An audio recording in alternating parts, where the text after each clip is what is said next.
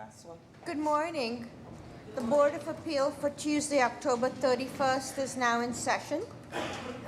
Just a reminder, please turn off your cell phones because. And if you have a need to have a conversation, please take it outside of the room. It's very difficult for us to hear the applicants up at the table. In conformance with the open meeting law, this is just a reminder that this meeting is being live streamed and will be available online afterwards. I see some new faces here, so if you're here to speak either in support or in opposition to a project, we're actually here on a fact-finding mission. So give us new information if somebody has already stated your concern. Put your name and address on the record and let somebody else come up to give us new information. Mr. Fortune?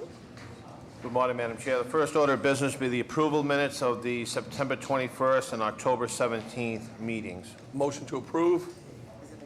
Just a question, a query to Mr. Fitzgerald. Does this include the summaries of the Thursday meetings? It does. Okay. Is there a second? Second. All those in favor? Aye. Any opposed? Motion carries. Calling the first case for extension, calling BZC 31986, 4 Powers Court.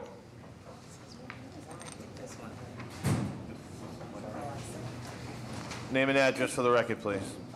Good morning. Doug Stefanov, 93 F Street. Good morning. Thank you for hearing me. I come before you to ask for an extension on a Board of Appeal decision. This project started this summer within the window of the Board of Appeals approval. Apparently, unbeknownst to me, the permit is only good for 6 months. At least the ISD tells me now. ISD asked me to come back and ask for a new extension and also to reapply for a new permit, which I've done, linking it to the old permit. As you can see in the packages, they granted us a permit. We started construction. We basically half complete with the project, and they've put a stop work order on us. The owners are here with me. My building is exposed and open to the elements. We made it as tight as we could. I'm confused, Doug, for the following reason. You have a building permit. I had a building permit back from... Releases the zoning.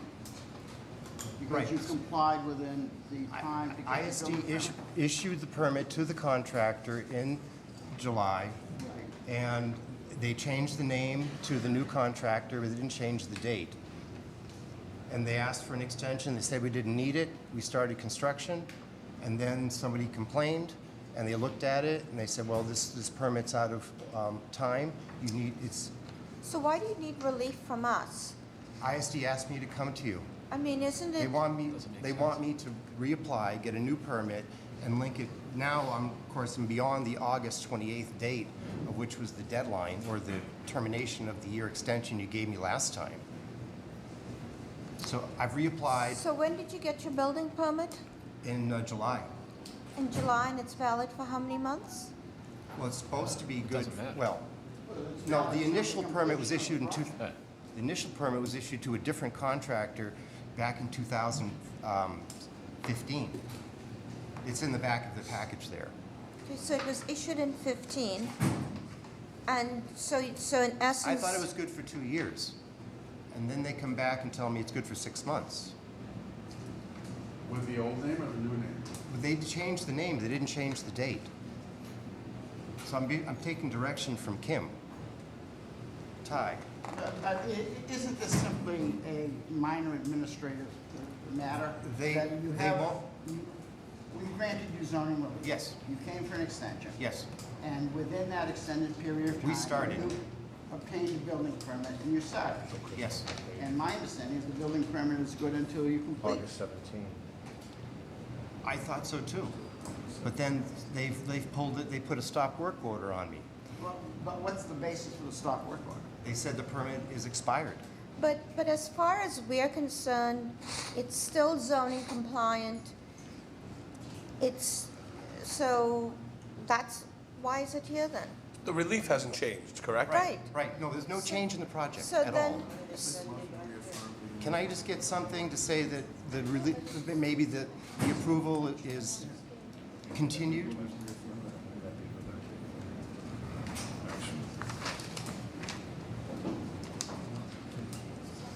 I mean, ISD is all new, administration.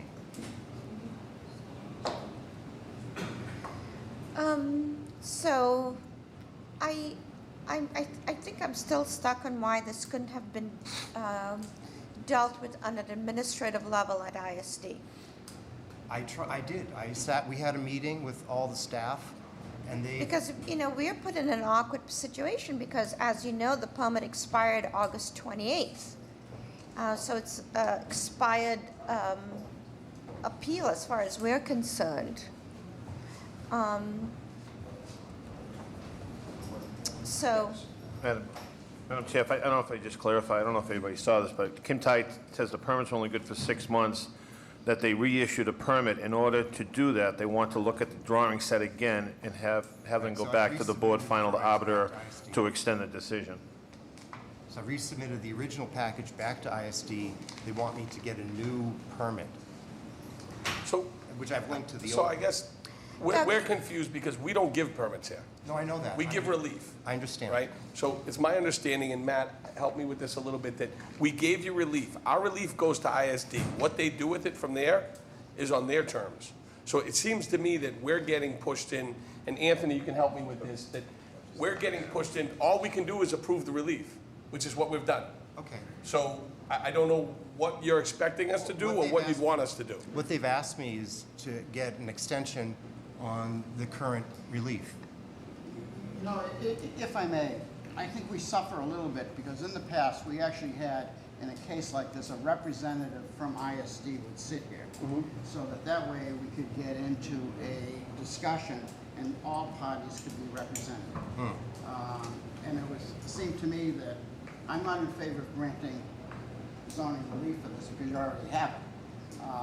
But at the same time, if there's a mechanism that would allow it to Yeah, continue. they were aware I'm here today. I mean, that's... Well, but the thing is, the project, why is the project shuttled to us when we have no purview on the building permit end of things? That is purely an ISD function. Because the permit was initially issued with the zoning in place. So what happens at ISD to remedy this situation should happen at ISD. I do From have our another perspective. question, if I may. I do have another question, is what is your expectation of us to do? Well, what would be ideal would be that the relief is continued. But Okay, hold on. The relief is in place. There's not a question. Okay, I'm going so- to make a motion to refer this matter to ISD. Sorry to put you in a roundabout, but second. all those in favor? Aye. Any opposed? Okay. Thank you. Calling the next case, calling BOA 505-714, 15 Commonwealth Avenue. Name and address for the record, please. My name is Eugene Kelly, Attorney Eugene Kelly, 223 Commonwealth Avenue in Boston. So this is a renovation of an existing Back Bay townhouse, a double townhouse, that has been ongoing now for a number of years. It's being put into as a single-family home.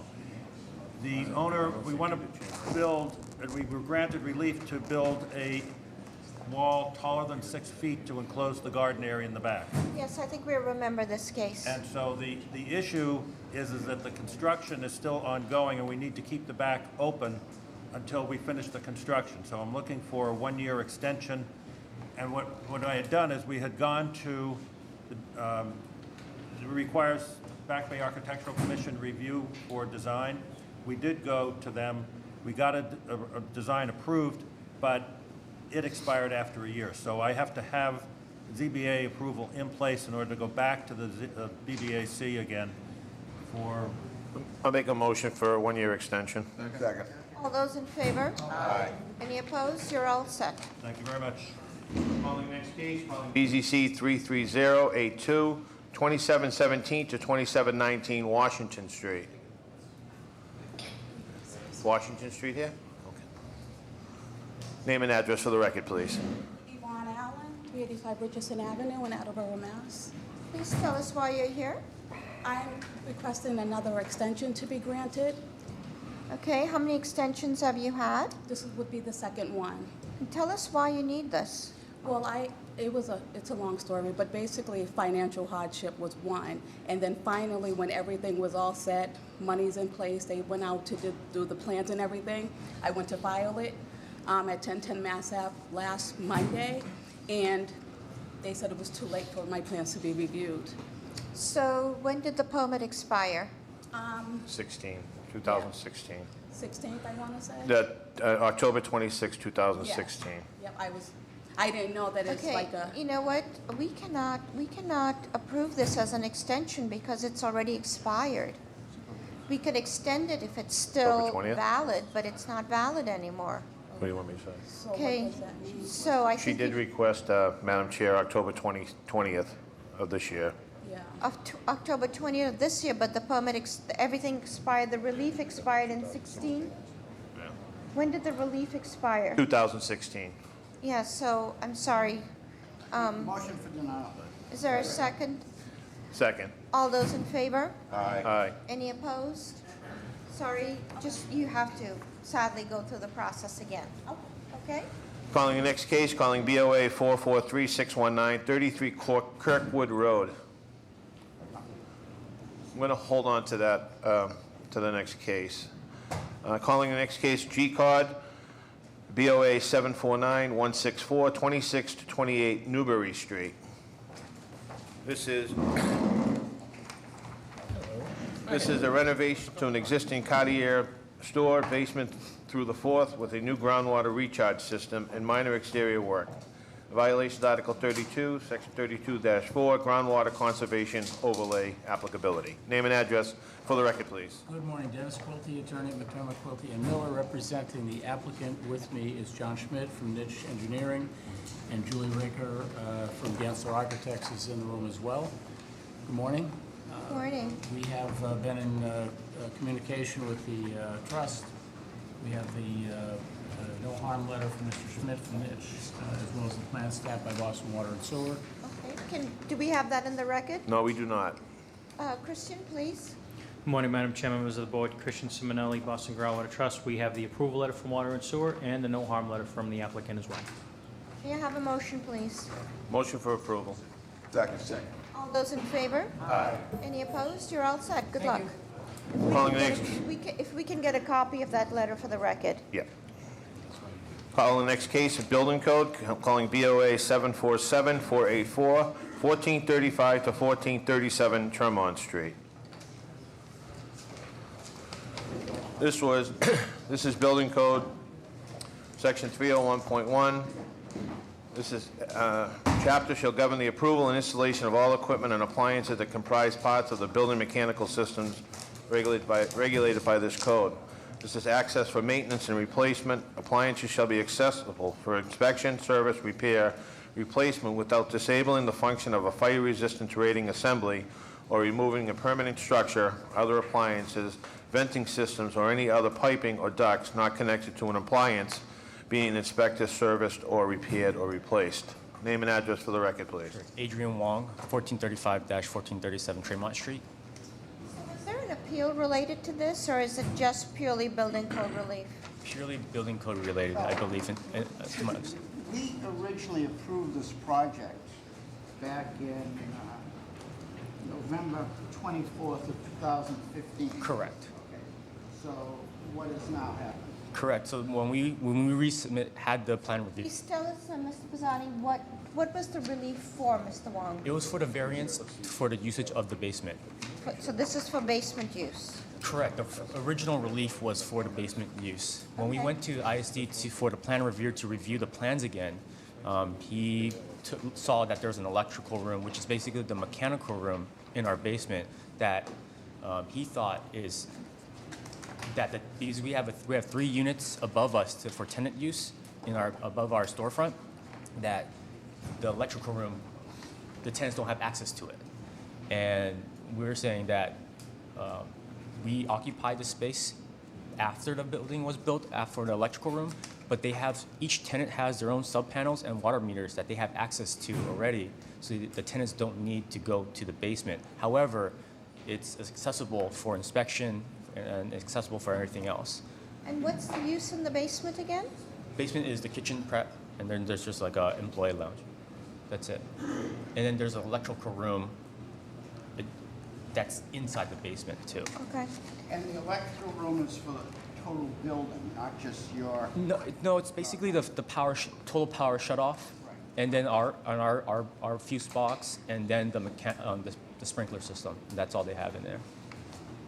And who are you? You representing the building or the business? No, I'm the business. I'm the owner of the business. So when I came in, I was just occupying the space. So who's the owner of the building? Because it sounds like the responsibility for this belongs to the owner and not to you as a tenant Correct. for this relief. And I'm not sure if the plan reviewer is reviewing my building only. I mean, my plans for the store. That's what he was trying to review. So I'm not sure if he didn't review like the building of the existing building when it was built. He didn't pull the plans for it. My assumption, I'm just only aware that what I'm building for my building and what he's supposed to be reviewing for my building only. what is the stage of your project right now? So we've already been completed. We were granted by ISD a temporary CICO to continue operations. Due to the November appeal, we were thinking that was the only thing that we needed a relief for. And then so they allowed us to have a temporary CICO. And so we've been operating since then. And So you've been operating for 2 years now? correct, sir. And we've had inspections come in. And having operated for 2 years, why did this now come up?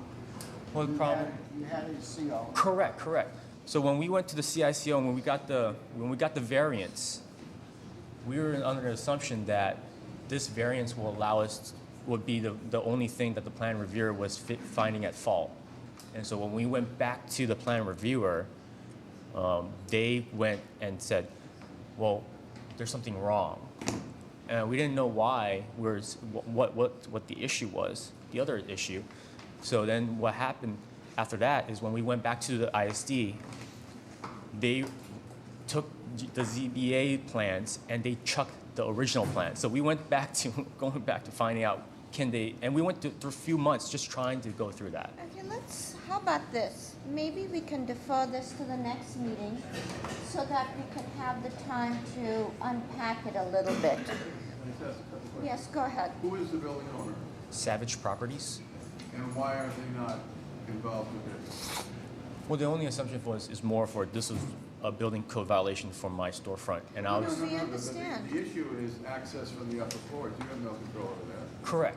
correct. So I don't understand why ISD, the plan reviewer, is saying, hey, this is your issue. It sounds like it's the building owner's issue, that something has happened that has, in essence, impacted you. So we need to see the building owner here because they need to find a resolution for this or explain why there's no resolution. So, Madam Chair, I'm sorry, go ahead. so may I have a motion, please, for deferral? Motion to defer. Second. All those in favor? Aye. Any opposed? And in the meantime, Matt, can you make sure to be in touch with the property owner so that we can get, and do you need a site visit, Mr. Pisani, or? It would be useful, yes. Two members of the board should go and take a look. And Madam Chair, for the record, his operation has been shut down for a period of time. Oh, I'm sorry about that, That's but we definitely need the property owner here. Okay? You need a date. So let's get a date. You have a date of December 12th. Oh, can we do it faster than that? Next meeting, Oh, how about the meeting after that? Because we need 2 members to do a site visit. 28th or the 18th? November 28th. Okay? Perfect. Okay? November 28th at 11:30. Okay, and then do I need to, after that, the next hearing, bring the property owner for this hearing? At the 11:28 meeting, yes, please have the property owner and somebody on board who can explain why you need this relief and why there's no way for the building owner to deal with it in another way. Also, we should set up a time to go take a look at it. So if you could leave your contact information with Antonella, and Okay. amongst ourselves, take the time and give me a call. Okay. Okay? Thank you. Thank you. We're calling the 9:30 cases. Are there any deferrals or withdrawals for 9:30? Hearing none, go to the first case. Calling BOA 749-169, 878 South Street. This is to demolish an existing one-story commercial structure and a two-story residential wood structure, erect a three-story, 9-unit multifamily residential dwelling with below-grade parking. The violations, Article 67, Section 11, a multifamily dwelling is a conditional use on the first story. Article 67, Section 32, insufficient off-street parking. Article 67, Section 33.1, conformity with an existing building alignment. Article 67, Section 12, the floor area ratio is excessive. Article 67, Section 12, the building height is excessive, number of stories. Article 67, Section 12, the side yard is insufficient. And Article 67, Section 12, the rear yard is insufficient. Name and address for the record, please. Good morning, Madam Chair, members of the board, Attorney Nick Zazula, McDermott, Quilty, and Miller, 28 State Street, Suite 802 in Boston. With me to my immediate left is Lucio Trabucco, who's the project architect. To my far left is Christos Kortitis, who is the longtime property owner of 878 South Street. We've provided to the board today a hearing memorandum detailing the project summary, community outreach, modifications to both the design and the building programming as a result of extensive community comment and positive outreach with the community on the project. The property is located on South Street, at the corner of South Street and Walter Street. It's right outside of Rosendale Village. It's been in Christos's family for about 30 years. He's a longtime property owner in the neighborhood. The lot is, it's an interesting lot. It's about 7,500 square feet. It has two buildings on it, an existing nondescript single-story cement block commercial building with 4 units at the street side, and a two-story rear residential two-family building at the back of the lot. So there are two buildings on the lot currently, and there's a grade change, a topographic change of about 6 feet from the street side to the rear side. It's a narrow lot as well, so that has caused some issues with siting a new and improved building on the property. And what we're seeking is to revitalize this, as I just described, this kind of underutilized and non-conforming property and two buildings on the property, removing and replacing those buildings and putting in a appropriately designed multifamily residential building of 9 units and 11 parking spaces. And this is an MFR.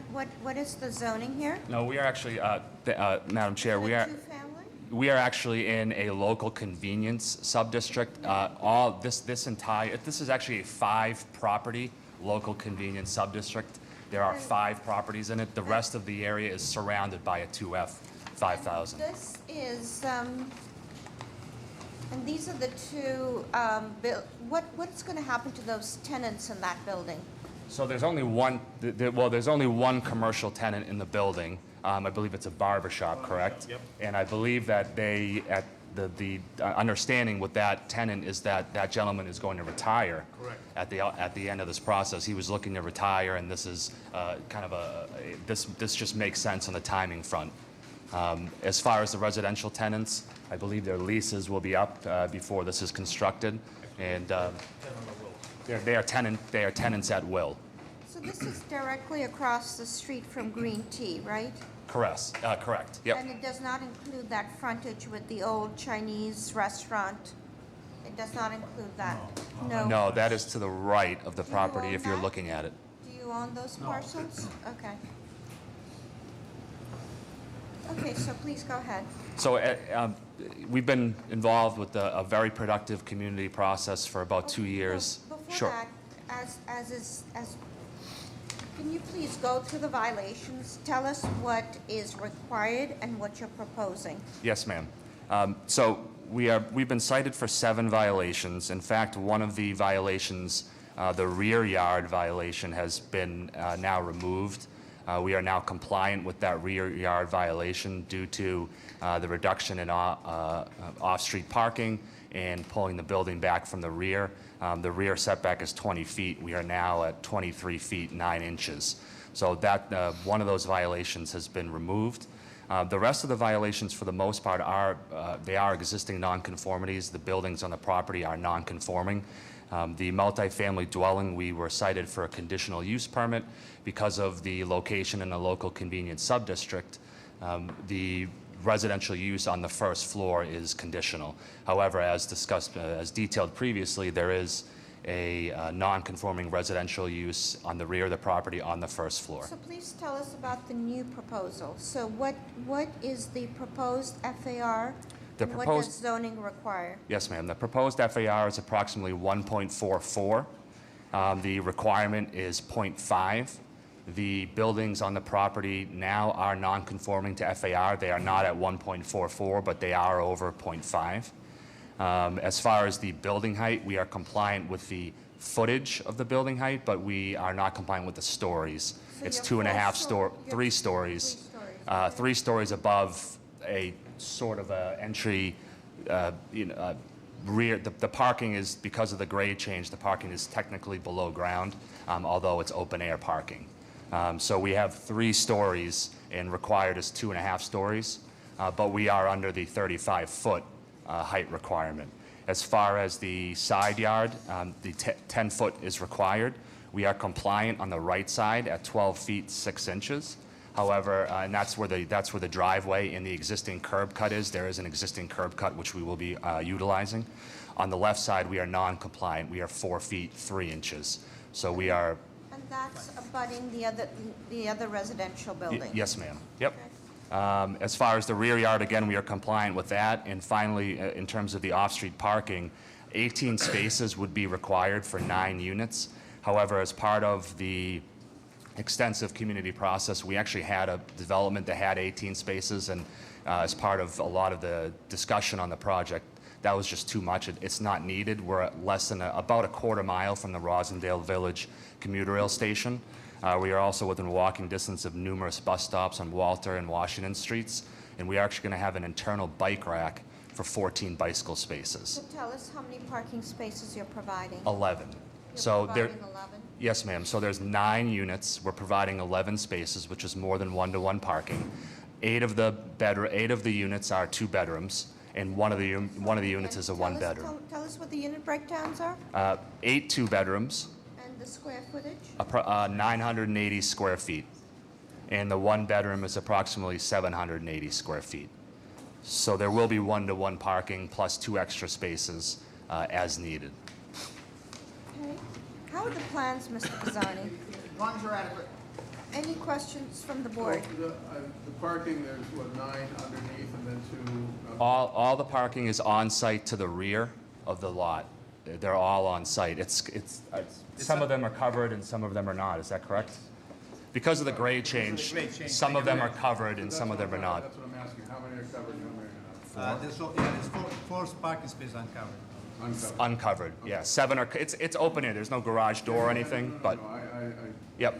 So the rear 4 spots are open, and then behind the rear spots there's open space, trees, landscaping that will be, kind of a pocket park for the residents to enjoy to the rear with some benches and providing them some private open space. So the pocket park is just for the residential use, for the residents in the On the building. property. Yeah. On the property to the rear. There are several small little pocket parks in front of the property which are not located on this property. Right. We've been in, again, good discussions with the. I mean, we just need to hear about the merits of the case. Correct. Whatever Yep. else happens, happens. Correct.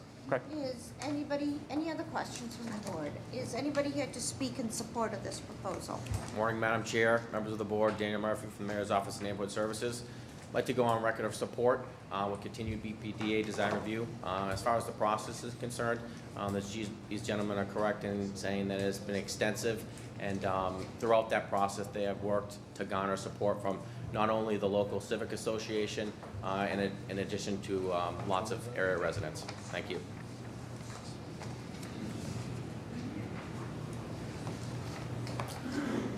Morning, Madam Chair, members of the board. Walter Applewhite, Counsel of McCarthy's office. We'd like to echo the sentiment of the mayor's office and go on record as support.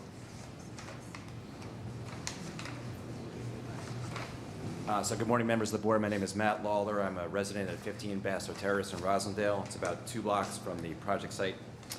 Speaking in support, I'm speaking both on my own behalf and on behalf of Walk Up Rosendale. I believe Walk Up Rosendale submitted a letter, a revised letter of support for the project on October 26th, which hopefully is in the file. I would just point you to 2 sort of conditions or comments that the letter made with respect to the revised project, and we really appreciate the revisions that the proponent made as part of the community process. One was a suggestion that in support of active mobility, that the project consider contributing toward the hubway expansion that's planned for Rosendale for the next 2 years. So we appreciate the bicycle parking proposal, but also wondering if they would be willing to commit to assist hubway. And then second, with respect to the pocket park that's in front of the project, there's been discussion about maintenance of that pocket park. We also would like them to consider bicycle parking in that pocket park. If you know the area at all, there is a very active coffee shop across the street, and there is currently no bicycle parking in the vicinity. So we would like them to consider contributing a bike rack to that park. And then finally, with respect to design review, we appreciate that it will be subject to BPDA design review, but we'd like to make sure that that's continuing robust discussion, especially with respect to the entrance to the project at the ground level. Thank you. Is anybody here to speak in opposition? Please put your name and address on the record, please. My name is Rula Gianos. I live next door at 880 South Street in Rosedale. I own the building property directly next to this proposed building. Is this the one that has the 4 feet separation between you, or are you on the other side? I believe this is I'm to the right, closer to the Chinese You're to restaurant. the right, okay. So if you're looking from the street level, where the building directly to the right, directly in back of the pocket park. Okay, and what is the use of that building? It's a 3-family residential unit. Okay, okay, and the distance between this proposal and that building is then 10 feet. 12 and a half feet. Okay. Yes, ma'am. Okay. So my concern is with parking in the neighborhood. I believe this is going to take away from parking in the neighborhood, which is already tight, and I have trouble every night that I get home, if I get home late, to find parking. And also, I'm just afraid of what it's going to do to my building. You know, my tenants, their quality of life while this construction is going on. Thank you. Anybody else to speak in opposition? May I have a motion, please? Motion for approval with continued BPDA design review with particular attention given to the entrance. Second. All those in favor? Aye. Any opposed? Motion carries. Thank you very much. I'm a Rosendale resident, so I'm going to be watching this very closely. Calling the next 2 cases, calling BOA 754-375-54 to 54B Williams Avenue. Companion case BOA 754-369-56 to 56A Williams Avenue. This is for 54B. Construct a new 2-family dwelling on an existing 25,276 square foot lot. This will be one of 2 dwellings located on the same lot. Violation to Article 8, Section 7. A 2-family is forbidden in a 1F 6,000 subdistrict. Article 68, Section 31. Screening and buffering. None is proposed. Article 69, Section 9, insufficient side yard setback. Article 69, Section 9, insufficient open space. Article 69, Section 29.4, parking in the front yard is not allowed. Article 69, Section 30, 2 or more dwellings on one lot. A building may not be proposed to the rear of another main building within the subdistrict. This is for 56 to 56A Williams. This is to construct a new 2-family dwelling on an existing 25,276 square foot lot. This will be one of 2 dwellings on the same lot. The violation, Article 8, Section 8, forbidden use. Article 69, Section 29.4, no parking allowed in the required front yard. Article 69, Section 30, a structure behind another main structure is not allowed within the subdistrict.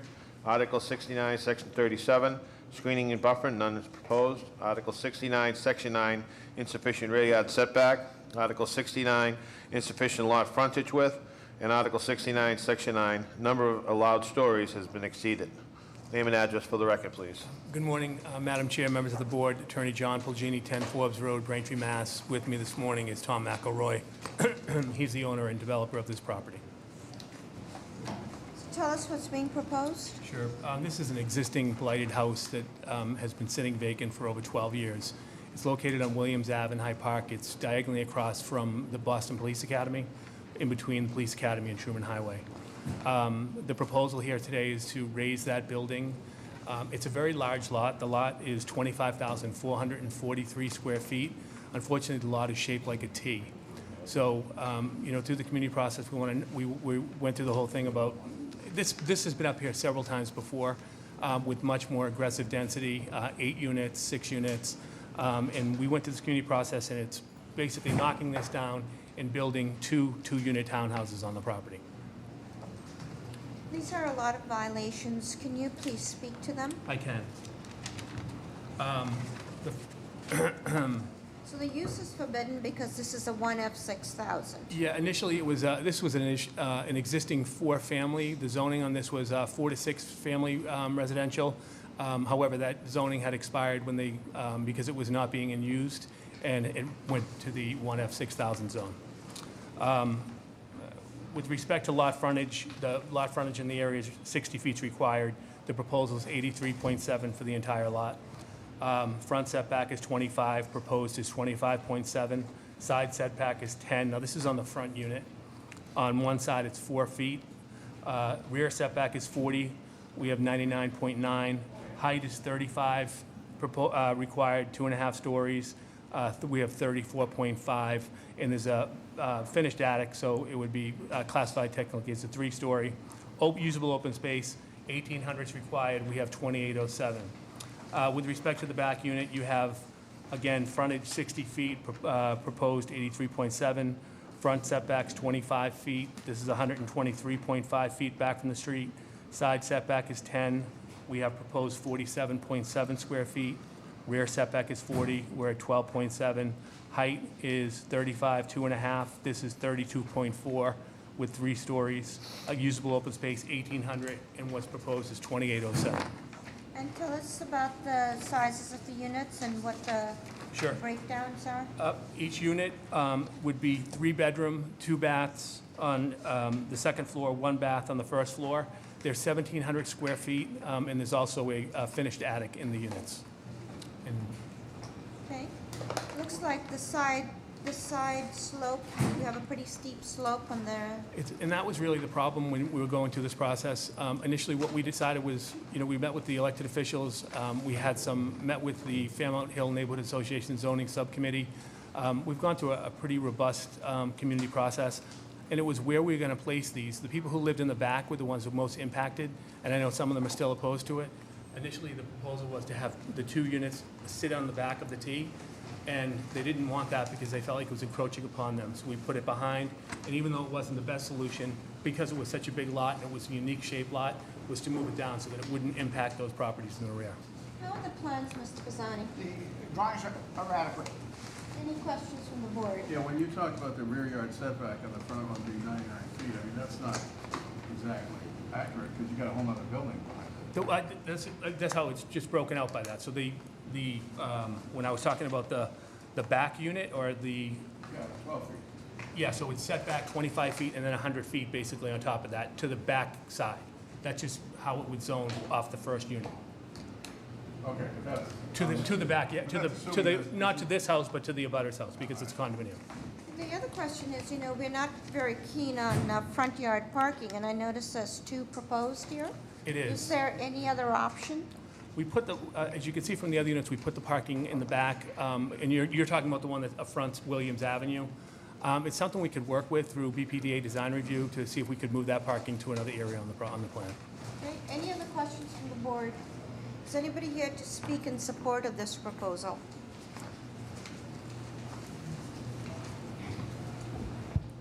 Good morning, Madam Chair, members of the board. Brian Flynn, the Mayor's Office of Neighborhood Services. I want to go on the record in support of this proposal, contingent upon BPDA design review.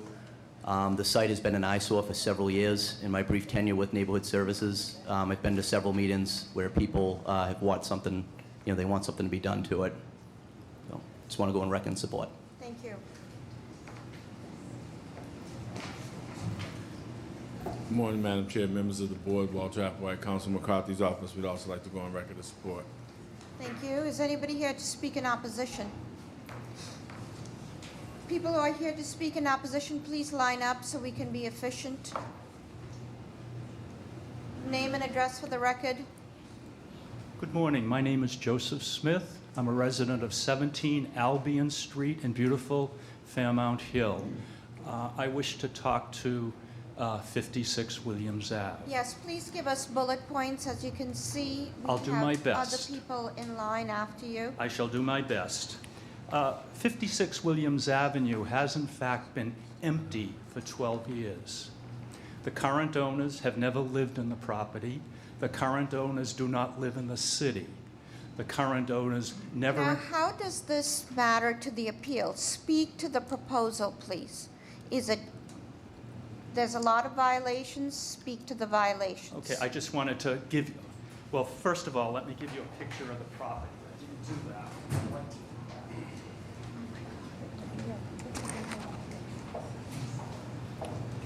I really think it's important to the board that they get a little historical reference to a property that those of us who live in Fairmount Hill have been dealing with for 12 years.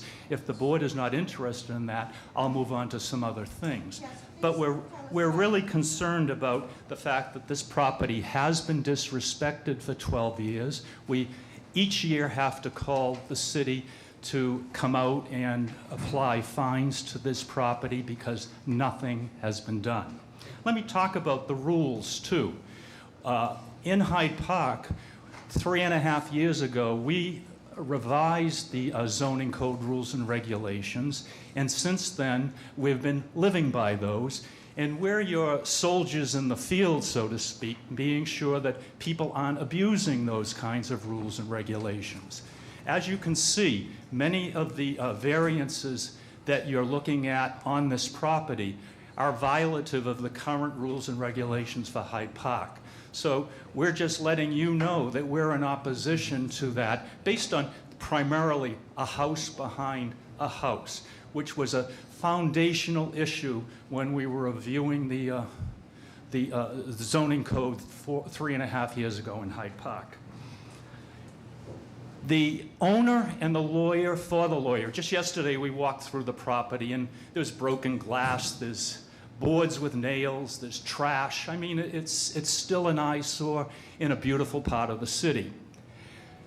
The lawyer and the owner have given neighbors who may say they want to see this plan occur only two alternatives. And the alternatives are keep the beast and we'll give you beauty.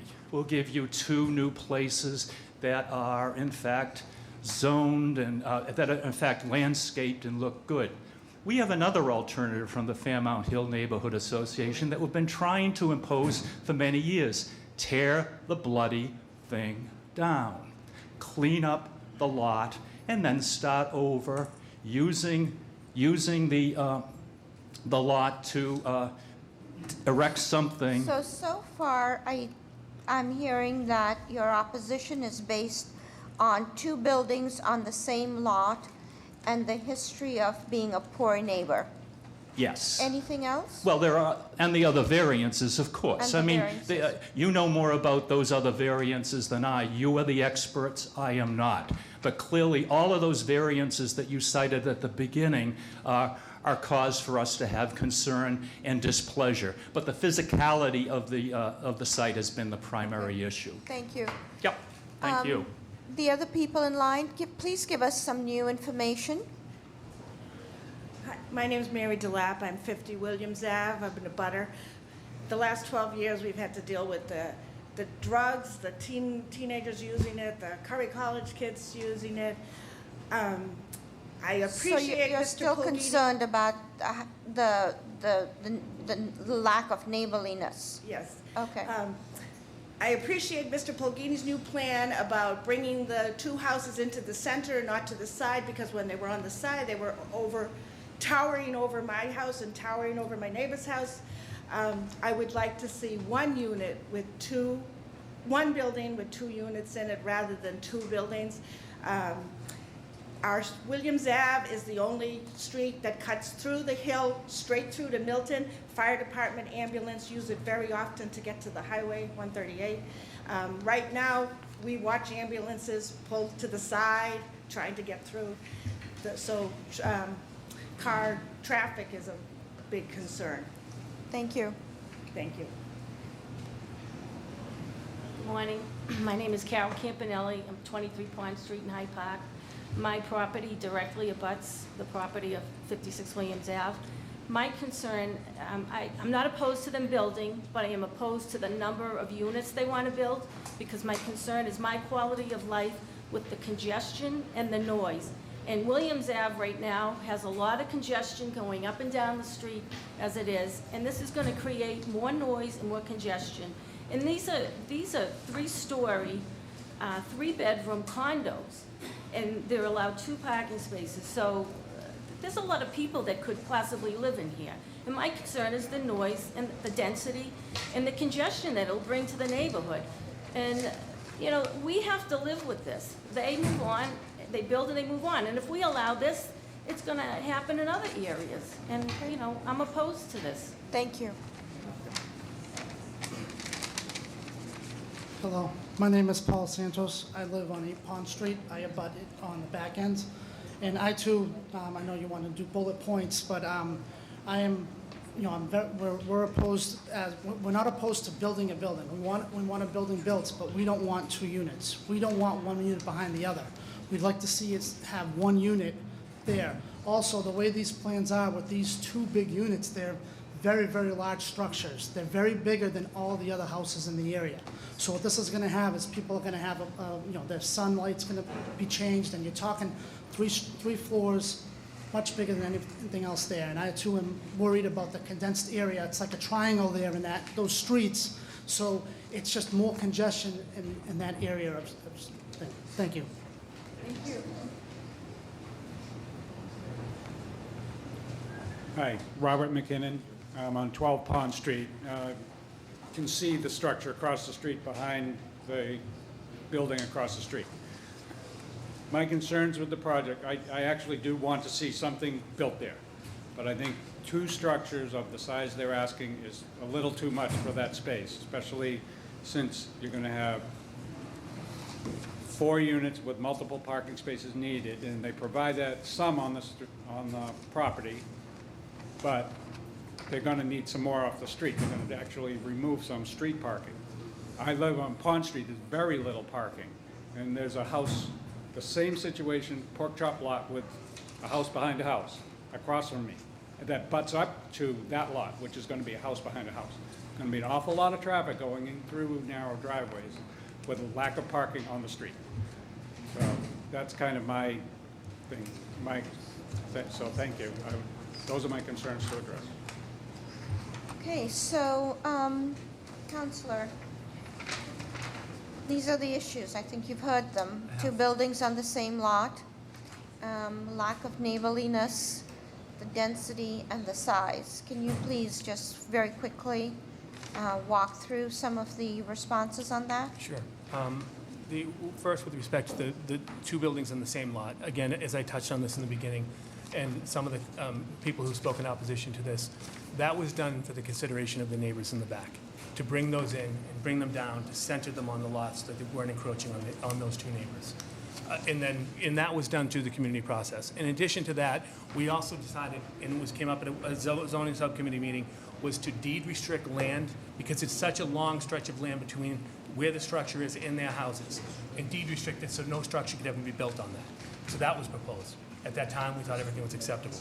With respect to the size of these buildings are not even close to, they're underneath the height requirement for that neighborhood, which is 35 feet. So they're 2.5 stories? The only reason it's 3 stories, there's a finished attic. The height itself is under the 35 feet. Well, Williams Ave, this is the neighborhood I grew up in. Williams Ave, as you go up the hill, Yeah, I is this know. pretty steep hill. Right. And as you go up, every house next to it, so it's not out of line or out of character with the other houses on the street. And as far as density, we were not called on an FAR. As I stated in the beginning, it's 25,000, over 25,000 square foot lot. Most of the houses in that area are two-family on 5,000 square foot lots. We have 4,000 square foot lots. I mean, this is a significant, large piece of property that something has to be done with. It's been sitting in disrepair for a long period of time. So why and hasn't it been fenced off and It's been boarded up. protected? It's been Why bo- hasn't the lot been protected or survey, have somebody check in on the property more frequently? The building itself has been boarded up. As they stated, this through the community process. I went last night with them. We've been trying to schedule this for a while over the weekend to get out there and actually walk the property and see where the lines are of the new proposal. The building itself is just boarded up, but like everything else, kids gain access, animals and things like that. So the house is in total disrepair. I'm sure Mr. Smith has, on the pictures he provided to you, it is something that, as I stated, I grew up there. My family still lives there. My wife's family still lives there. Everybody feels that and we've gone through a community process with the abutters. We have Brian Flynn from the Mayor's Office of Neighborhood Services, as well as Steve McGuire from Tim McCarthy's office were there. And Given that information, may I have a motion, I'm going to please? motion to approve with, Jeff, can we pay special attention to the parking? Yeah, we're not going to approve that request for a variance, which is front yard variance. Okay. Okay? And you think you can work that out, Counselor? I can. Okay. So we'll pay special attention to that, Jeff, but I approve with BPDA design review with that special attention. Is anybody going to second? All Second. those in favor? Aye. Any opposed? And did you mention that the property was going to be deed restricted? I did, and that will be a provision that will be added to the ZBA decision. And we will hold off until we have evidence of that. Yeah, that's fine. Okay? Thank you. Calling the next two cases, calling BOA 745-722, 36 Colonial Avenue. Companion case BOA 745-726, 38 Colonial Avenue. This is for 36. This is a new energy positive two-family semi-attached. The violations, Article 65, Section 41, Section 65-41.5, off-street parking and design. Article 65, Section 9, lot area is insufficient. Article 65, Section 9, the floor-to-area ratio is excessive. Article 65, Section 9, the height is excessive. And Article 65, Section 9, front yard, 65-42.2 is insufficient. It's the same violations and it's the same purpose on 38 Colonial Ave. Name and address for the record, please. Scott Payette. I'm the architect representing the development and design team. To my right is Wiley Brown, also an architect on the team. Charles Agoris, GFC Development, developer on the project. So please tell us what's being proposed. So what we're proposing is two families. This is a BPDA and DND RFP for energy positive housing. Currently, there are two empty lots side by side adjoining in Dorchester. I think the second sheet of the handout shows the location. And the proposal is for 4 units, one of which is affordable, to be energy positive, generate more energy than they consume. So there are a number of zoning requirements, variances that you're requesting. Tell us first what the zoning district is and what is required and what you're proposing. So the zoning district is 3F 6000, where each lot is a two-family. The existing lot size for each lot is 3,600 square feet. The required is 6,000. So we're requesting a variance for that. We've met all the side yard, backyard setbacks. Floor area ratio is 0.4, and we're requesting a 1. And then on the height, it's a allowed is 2.5 stories, 35 feet. The request is for 3 stories and 39 feet. And the front yard setback requirement is 15, however, the modal is 10.5. Our setback is actually 13.8, so it's less than it's more than the modal, less than the required. And this was new to me, but my understanding is if you don't set it at modal, you have to be at the required. So there's a possibility that you can meet it through modal. We prefer not to do modal because where we've located it, it's actually in line with the body of the existing houses on the street, minus the bay windows. Our building does not have a bay window, so we actually feel this is a better contextual response to the street. Tell us about off-street parking and loading. And then off-street parking, we've actually provided 2 spaces per unit. It's required to be 2 spaces. However, the parking can occur either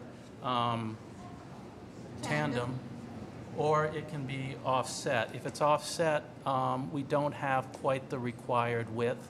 So what we're doing is we're calling it 1.7 tandem. But the reality is, I believe people will park offset. So each unit, the requirement is 2 spaces per dwelling unit? 2 spaces per dwelling unit. We're providing 1.7. 1.7 per dwelling unit. I'm sorry. 2 spaces per house, per lot, 1 space per unit. And So the requirement is 1 space per unit and you're providing 1.75? No, 2 spaces. The requirement is 1 space per unit. We're providing, for each lot, it's required to be 2 spaces. The requirement is 2 spaces. We're providing 1.7 for each lot. So, But that's 3 spaces then, essentially, no, sorry, let me start over. Okay. In the meantime, how would the plan, while you think about it, how are the plans, Mr. Bazzani? Go ahead.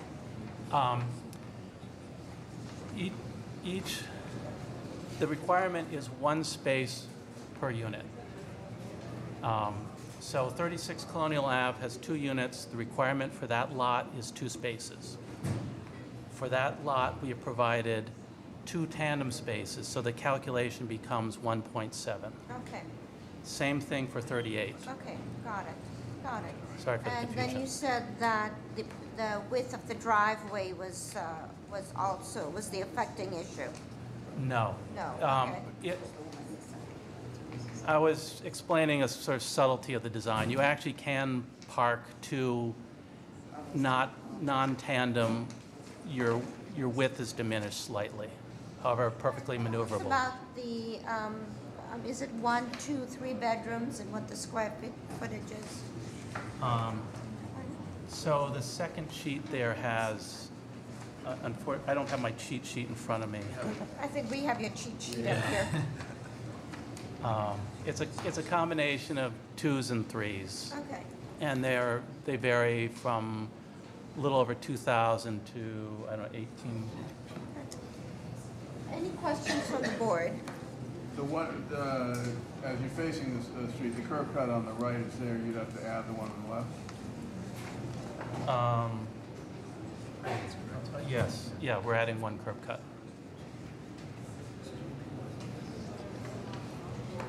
Any other questions from the board? Is anybody here to speak in support of this proposal? Good morning, Madam Chair, members of the board. My name is Whitney Celestin from the Office of Neighborhood Services, and we support this project. Thank you.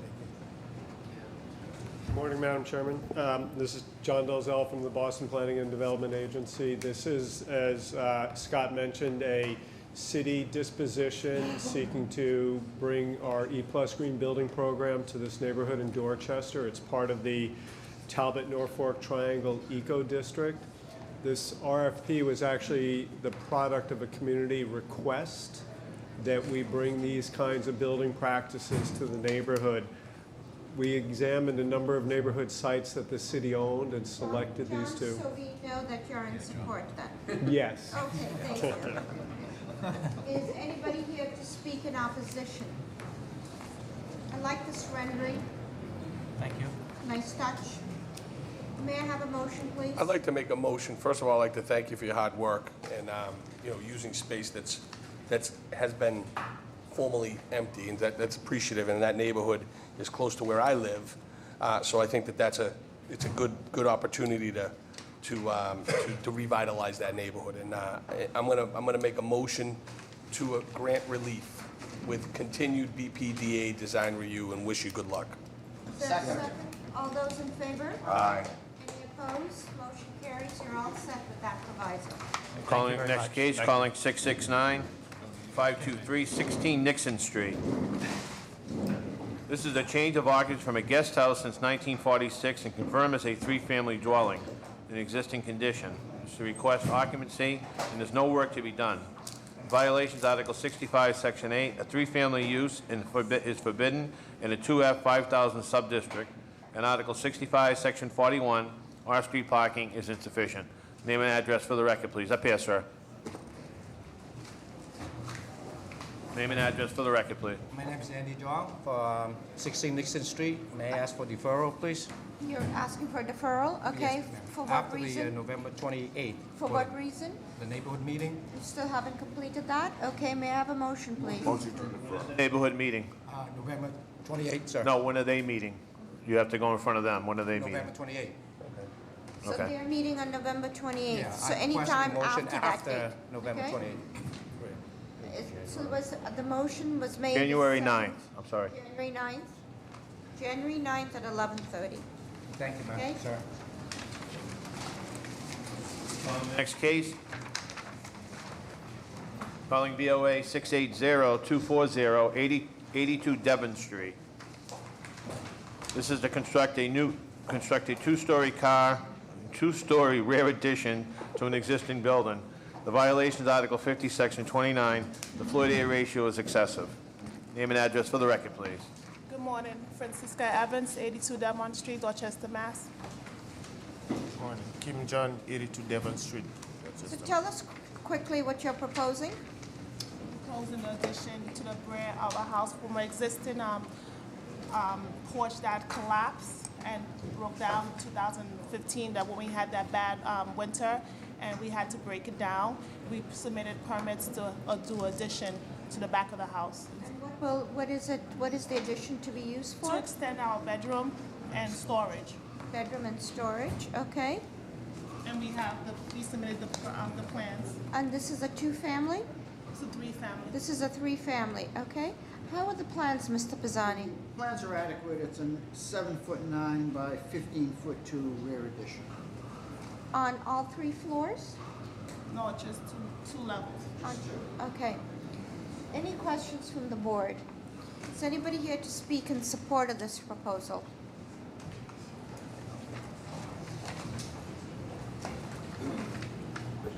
Good morning, Madam Chair, members of the board. Joshua McFadden, Mayor's Office of Neighborhood Services. Would like to go on record in support of this project. Thank you. Is anybody here to speak in opposition?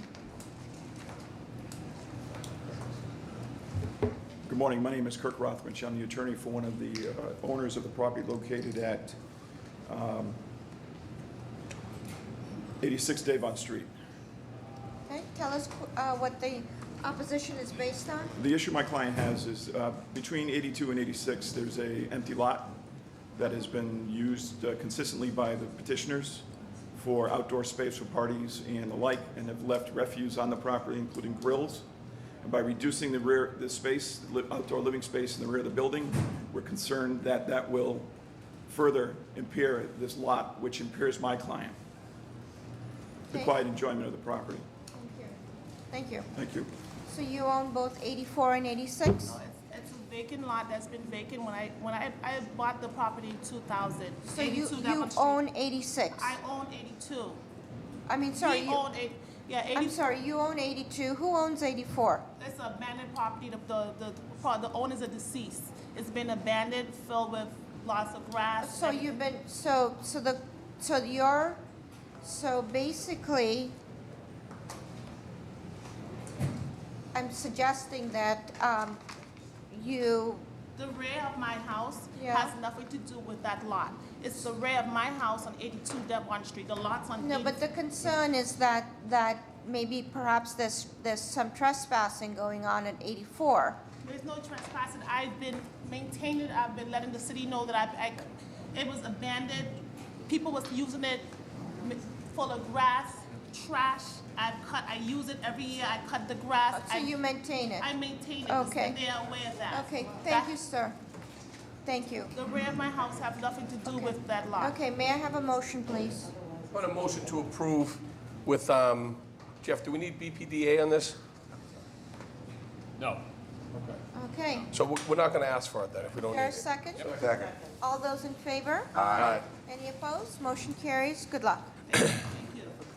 Calling the next two cases, calling BOA 664-957-289 Washington Street. There is building code BOA 764-721-289 Washington Street. This is to tear down an existing building and erect a new three-story commercial office building. The violations, Article 65, Section 41, off-street parking is insufficient. Article 65, Section 8, the use of office is forbidden. Article 65, Section 9, the lot area is insufficient. Article 65, the lot width is insufficient. Article 65, the lot frontage is insufficient. Article 65, the floor-to-area ratio is excessive. Article 65, building height is excessive. Article 65, the building height number of stories is excessive. Article 65, Section 9, the side yard is insufficient. And Article 65, Section 9, the rear yard is insufficient. This is building code. The violation is the 8th edition, 78 CMR. Exterior walls, openings in exterior walls shall comply with Section 705 to 705.86. Window openings are not permitted within a 3-foot of the property line. In the 8th edition, 780 CMR, the spiral stairways. Spiral stairways are permitted to be used as a component in the means of egress only within the dwelling units from a space not more than 250 square feet. Name and address for the record, please. Tyrone Davis, 289 Washington Street, Dorchester, Mass. My name is Edward Johnson. I'm one of the two architects working in association with Mr. Charles William Bradley of the Arch Professional Group, Edward Johnson of ETJNA Architects. Okay, thank you.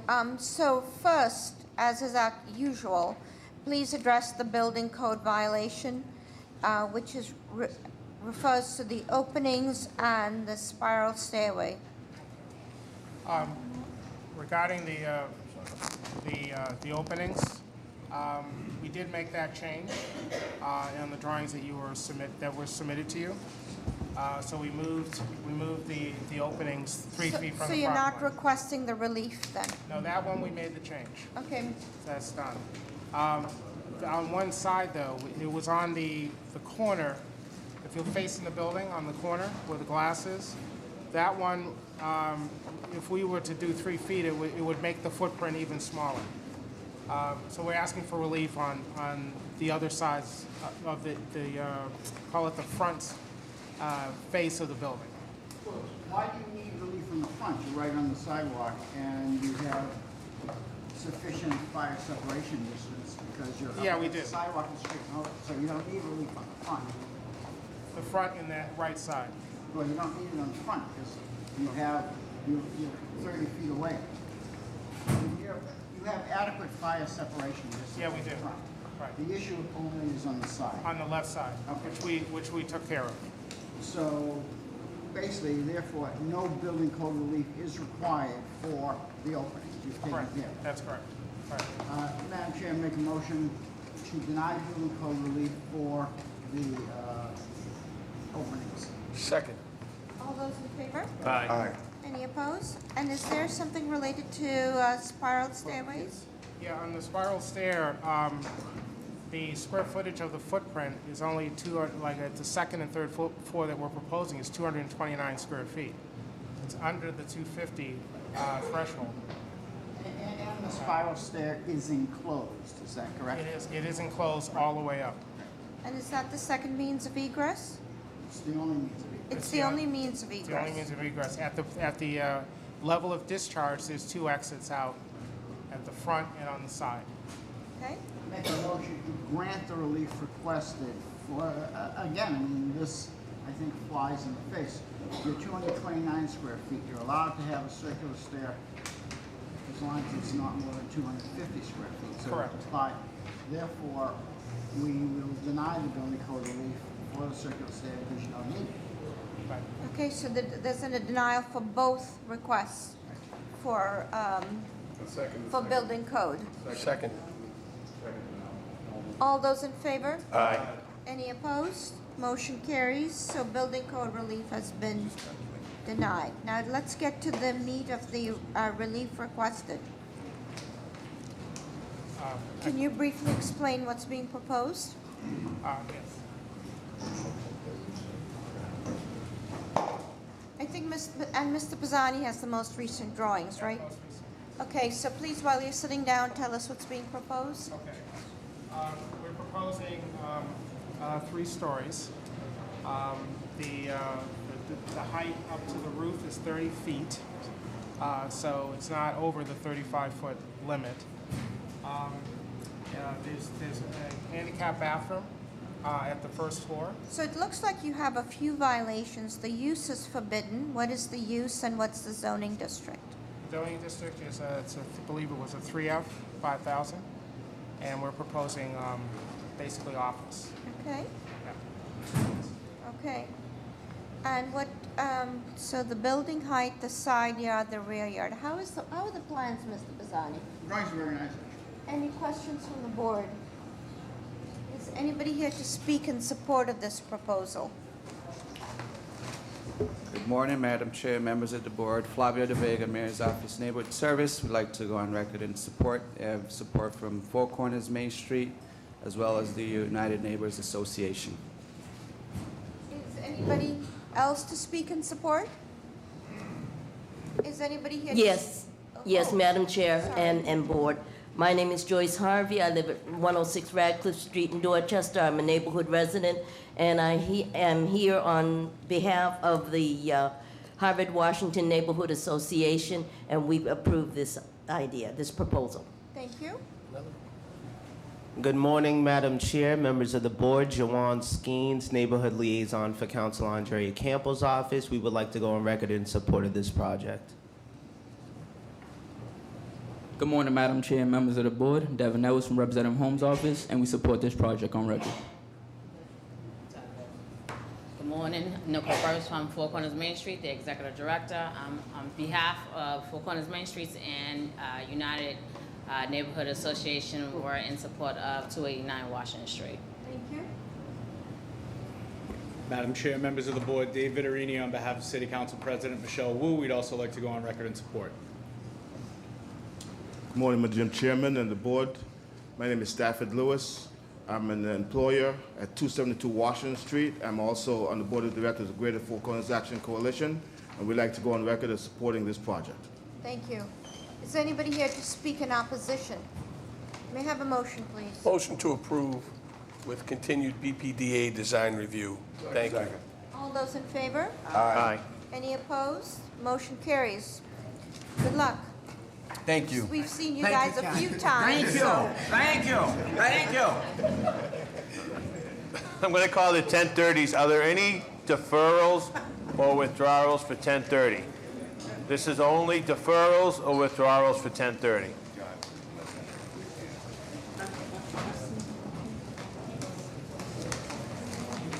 Hearing none, we'll go right to the next case for 9:30. Calling BOA 713-534, 26 to 26A Dewey Street. This is to erect a new two-family dwelling on an empty lot. The violations, Article 50, Section 29, rear yard is insufficient. Article 50, Section 29, usable open space is insufficient. Article 50, Section 29, additional lot area is insufficient. Article 50, Section 29, 40-acre ratio is excessive. Article 50, Section 29, side yard is insufficient. Name and address for the record. If you could speak up, it would be gratefully, really helpful. The acoustics in here are not very good, so some people have a hard time hearing. I think you guys can hear me, but I think there's some other people that can't hear. So, name and address for the record, please. Good morning, Madam Chair and members of the board. My name's Thomas Rovero, 25 Surrey Road, Hingham, Massachusetts. Good morning, Madam Chair and honorable members of the board. My name is Ahmed Nur at 2 Sedgwick Road, Cambridge, Massachusetts. My name is, good morning, Madam Chair and the board of member. My name is Liban Abdul, 6 Tamworth, Sharon, Mass. Owner of the project. So tell us what's being proposed. Good morning, Madam Chair. My name is Ahmed Nur, owner of Nur Construction and Permitting. I just wanted to refresh your memory first before I pass this to the project architect. This project was here before you sometime in the fall. Proposed 3-family. We had overwhelming, at the time, support of the neighbors, except with one neighbor that was using the owner who's sitting to my left, Lee Ben's parking, and that has been resolved. Joshua McFadden was there at our second neighborhood meeting. We had an overwhelming. The neighbors are excited, and I'll have the architect talk about the proposed. However, just wanted to say, if I may, the owner sitting on my left is an immigrant, hard-working immigrant who's trying to build this property for his family, no one else. And Thank you. Just now, let's go directly to the violations. I need to know what is required, what is proposed, the sizes of each one of those units, and the number of bedrooms. Okay, the approximate size of the units are 1,550 square feet, 3-bedroom, 2-bath. The lot is in the 3-family, 4,000 square foot zone. Existing lot area is 2,788 square feet. The required rear yard is 30 feet. We have 24.8 feet. The side lot is required to be 10 feet. We have 5 feet on each side. Usable open space was deemed insufficient.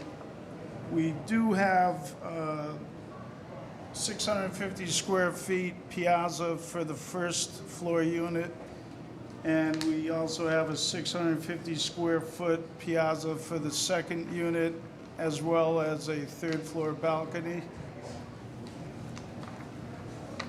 The floor area ratio required is 0.8, and we have a 1.28 floor area ratio.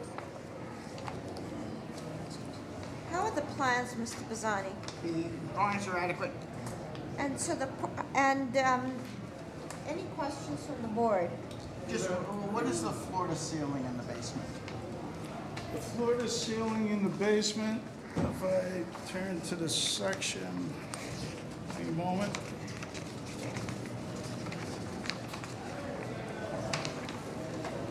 It is in excess of 7'6". Thank you. There are 2 curb cuts, one on each of the streets, Dewey and Dacia. Well, there's an existing one on Dewey Street. The one that's going to be utilized is off of Dacia Street. So if the access is off of Dacia Street, what's the necessity for the driveway off of Dewey? Or it's already there? It's existing. It's existing and we won't be using it. So will it be pulled up and you'll be putting grass in there or something, so you have open We space? would be doing landscaping, yes. You don't need it. We don't need it. Yeah, so the access will be from Dacia. Sure. And so the basement will have a family room. Where are the utilities for each of those units? Well, it'll be a split system HVAC, so there's ample area up on the 3rd floor to serve the second unit, and it'd be ample space at the rear of the lower level to serve the first floor unit. Okay.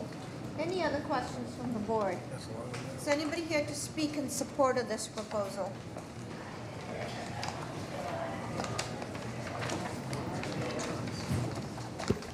Happy Halloween, Madam Chair, members of the board. Joshua McFadden, Mayor's Office of Neighborhood Services. We'd like to go on record in support of this project. The applicant and I had an abutters meeting on site a couple months ago, and every abutter that came out was in support of the project. Thank you. Is anybody here to speak in opposition? May I have a motion, please? Motion to approve BPDA. Second. All those in favor? Aye. Any opposed? Jeff, in addition to the design review for the building, look at that driveway, okay? Thanks. Calling the next case, calling BOA 734-181, 40 Clifford Street. This is to rebuild and enclose an existing exterior porch, minor alterations inside of the building. Exterior work will consist of new framing, siding, and windows. Violations, Article 50, Section 29, the floor-to-air ratio is excessive. Name and address for the record, please.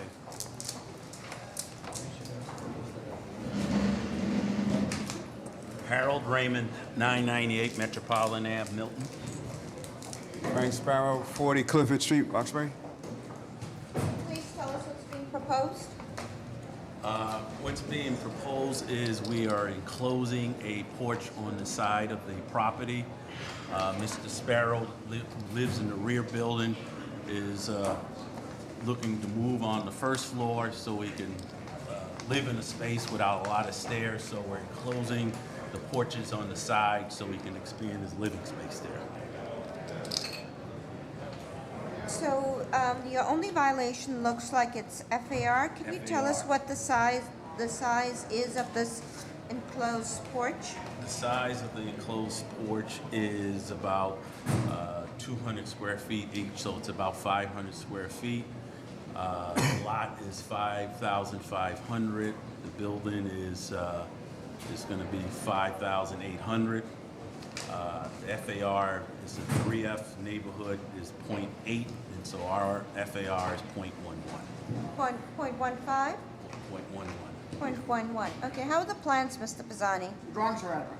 Any questions from the board? Is anybody here to speak in support of this proposal?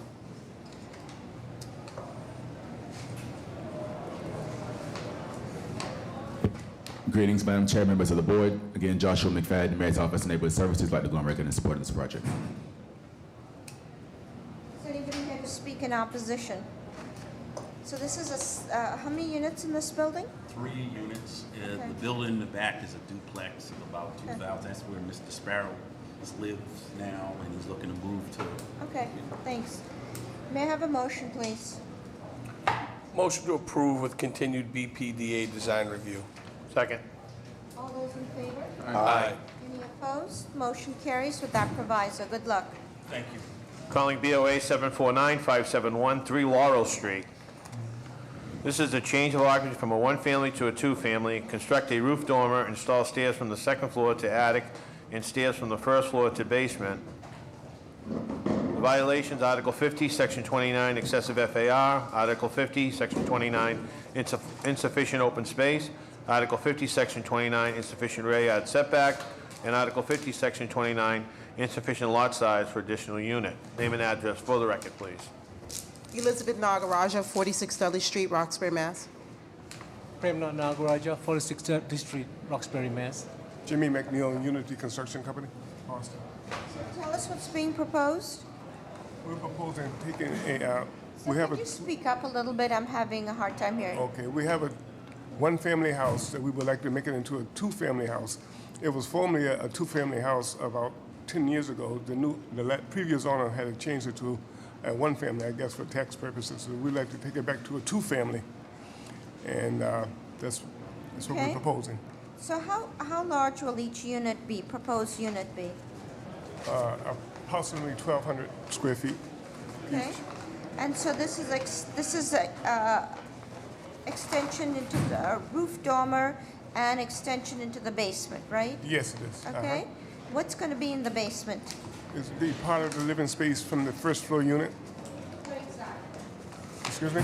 What exactly, will it be a den or what will it be? Yes, family room. A family room? And what's the floor to ceiling height? 7 feet 5 inch. 7 feet 5? Uh-huh. Okay. How are the plans, Mr. Bazzani? Drawings are adequate. Shows a clear connection from the first floor unit down to the basement. And how about the utilities? Are they separated from the unit? There is a separate door into the rear laundry room, so it can work, not a problem. Okay. Any questions from the board? It is currently taxed as a single family? Tax, as a two-family. We've been paying taxes as a two-family. Three family. They've been paying taxes as a 3-family. So when the previous owner changed it to a single family, the tax structure did not change? Right, it never changed. You know, we're looking at Google Earth and it appears to be that there are 3 mailboxes in the front of that building. So what's happening? It used to be a. I purchased this property about 15 years ago, and the contractor was supposed to do all the changes for me. So I've been paying taxes for 3 family all these years. So has it been occupied as a 3-family because there are 3 mailboxes? Yes. So you've been paying taxes, so, okay, so what you're trying to do is actually Make it bigger to a 2-family and make it what? each unit larger. Yes. Okay. So the basement and the first floor is going to be 1 unit. The second and third floor is going to be another unit. So basically your occupancy, even though it's been used as a 3-family, your occupancy of record is a 1-family. Yes. Okay, I understand. Any other questions? On the plans, it shows an exterior rear spiral stair going down from the 2nd floor to grade. Does that already exist? This already exists. There's an egress, second egress from the second floor. Okay, so that exists today? Yes. Is anybody here to speak in support of this proposal? Madam Chair, may I also point out that... Hold on. Greetings, Madam Chair, members of the board. Joshua McFadden, Mayor's Office, Neighborhood Services. I'd like to go on record in support of this project. The applicant has reached out to their abutters and garnered support of their abutters, and also have letters of recommendation from their abutters as well.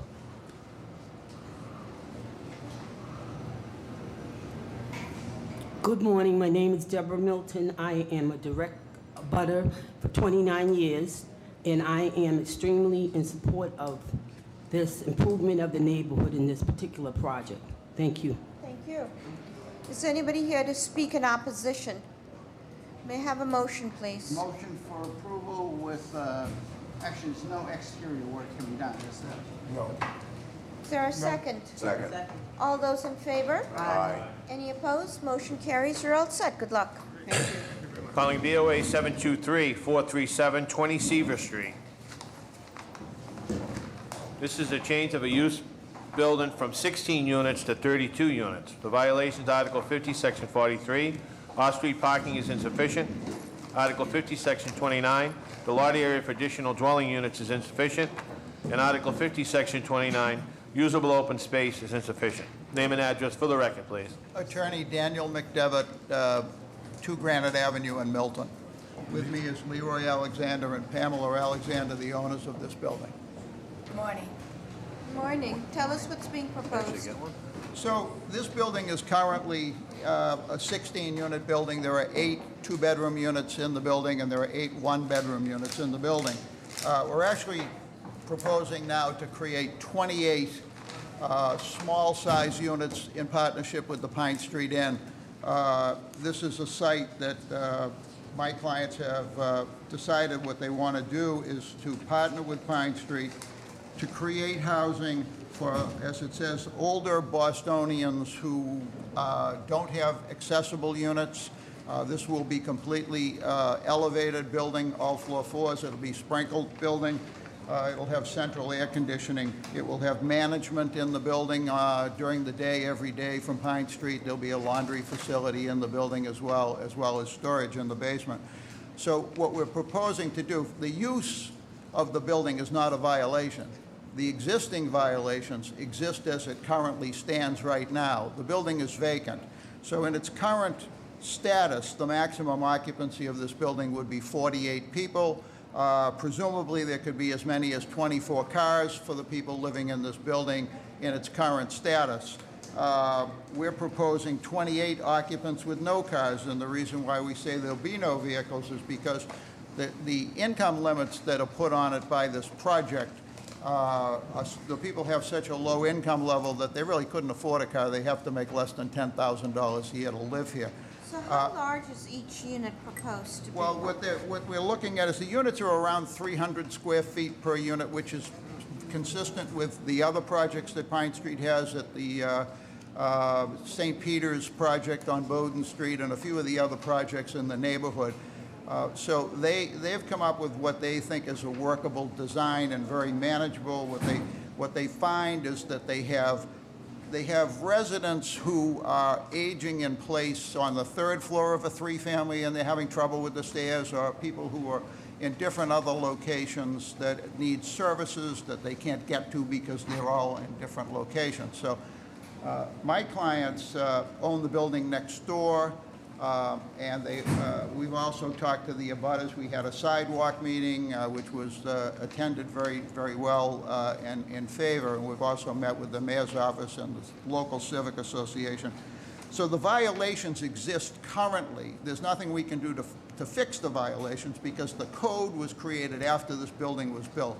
We're trying to make it less of an impact on the community while providing a greater impact to those who are in need. So the current owners will continue to own the building, but it will be managed by Pine Street. Yes. How long is the lease for? Well, typically they're 20 years in length. That's what we're looking at is triple net lease, 20-year leases. Are they doing a complete rehab on the property? It's a gut rehab. It's my client, besides being local residents, they're also local business people. Mr. Alexander owns an HVAC company called General Air, and they employ members of 103, the Plumbers Union, and the Pipe Fitters Union. He runs a union shop in Roxbury where they live. They certainly provide great wages for their workers. Meet all building code requirements. There are no building code requirements whatsoever. The elevator would go from the basement to the 4th floor so that anyone coming in, there'd be ramps at the front of the building. And it's full height in the basement and full access. And all life safety and everything, correct? Right, and sprinkled throughout. I'm looking at the units, and each one of them has KIT, I assume kitchen. Kitchens. But it doesn't show any appliances. What's a meal? How do people have meals? Typically, if you want to talk. It will be refrigerator. I had took a tour of the Grady building on Walnut Avenue near Franklin Park that the Pine Street manages. And those units have stovetops, electrical that are timed, and they also have a convection oven. So they're able to use that, and then there's a common kitchen that has a full kitchen with stove, oven, and a full kitchen on the floor in the building. I don't see the full kitchen on. Well, that's that particular project. If you look at, there's a letter of recommendation in my packet from Jamaica Plain NDC about how Pine Street manages these units for them and other sites. What they're asking for is a sink. They design it with a granite countertop for low maintenance. We just want to make sure Stove, two-burner stove, convection oven, and a sink, and a full refrigerator. They don't show the appliances in these drawings, I know that, but it's a full refrigerator, nothing under the counter. It would allow people to actually shop for a week or two at a time and have large freezers. Okay, so the expectation is that people will do meals in their own units? Yes. Oh, yes, yeah, okay. They would be. And we would, Pine Street would have on-site, they would come during the day and be able to assess people. Has the lease been signed? No. No, and so this would not be formerly homeless people, but it would be people who are transitioning, who are downsizing. It's not a shelter, and each person who would be a resident of this building would have a 1-year lease with Pine Street. Pine Street would have a 20-year lease with my clients. They are looking to take most of the new residents for this site from existing sites where the people are now need an elevator, or now don't need as much space, or whatever. Directly across from the site is Franklin Park. Thank you. Any other questions? Yeah, I'm just asking. I know there's a 20-year lease which has not yet been signed. Is there a deed restriction of any kind that would keep this property for the elderly? Well, the lease is, the reason why the lease isn't signed yet is because the relief hasn't been granted. So Pine Street doesn't, they collateralize the lease through federal funds. So they need to know that they're going forward with the project, so we need to get the relief from the board for the design of the project in order to, for them to take the next step and then go ahead. They've secured the funds, but we haven't signed the lease yet. Also, because of the enormity of the construction here and the, an elevator that goes really from the basement to the 4th floor, the construction time has to be factored into the commencement date of the lease. So is the building occupied or not? Not now. It is Okay. not occupied. So we don't have to displace anybody. And I guess the question we've asked other applicants when they've come in with proposals like this is that the relief goes, and I think that's where Marie was trying to get to, is that the relief goes with the building, not with the applicant, not with the lease. So the question then becomes is after 20 years, should Pine Street decide not to renew the lease, we have very substandard units available to the public.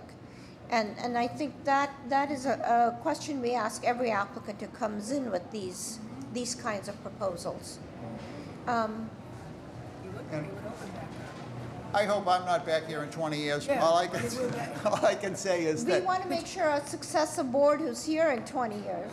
Because I'm not sure we will be here in 20 years, but that there is. I do know that there aren't any projects right now that Pine Street has done that are at the tail end of any 20-year period. They seem to be about in the first 4 or 5 years in these projects. I think Bowden Street was only 2 or 3 years ago, and I'm sorry, can you just repeat the question again? You're wondering that once the relief... Right, the relief goes with the building. So the building might be there for the next 50 years, but Pine Street may only decide to be there for 20 years. Right. And then these units go to the open market, and they're very substandard, and we need to understand what happens. We do not want the neighborhood all of a sudden to be flooded with substandard units when there might be more of a demand for 2-bedroom, 3-bedroom units, larger size units.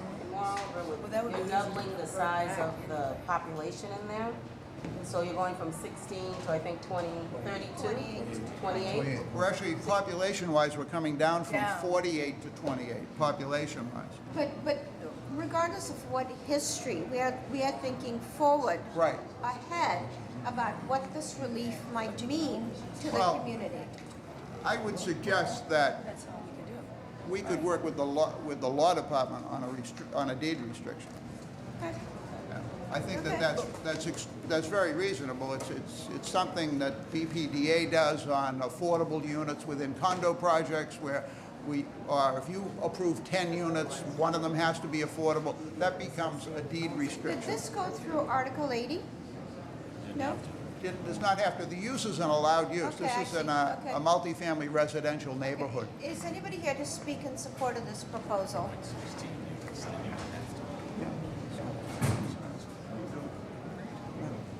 Good morning, Madam Chair, members of the board. Joshua McFadden, Mayor's Office, Neighborhood Services. We'd like to go on record in support of this project. We've met, we've had an abutters meeting that went very well. Everybody that came out was in support. I know the applicants have met with the Garrison Charter Neighborhood Association as well, so we'd like to be in support of this project. We're having a busy day today. No, it's a lot going on. Is anybody here to speak in opposition? May I have a motion, please? I want a motion to approve with continued BPDA design review. Second. And I would add to that the conversation around the lease and the deed restriction. I think my only concern about deed restriction, I mean, I think that we should enter something or talk to somebody. My only in problem with the deed restriction, does it encumber somebody from financing? I don't know.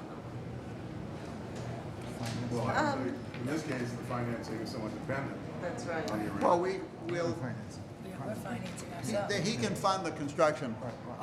So you're okay with a deed restriction? We're okay with that because Can we say this, that in the event we had to, if Pine Street was no longer leasing it from us, that after the year is up, that we can revert back to making it units that are two.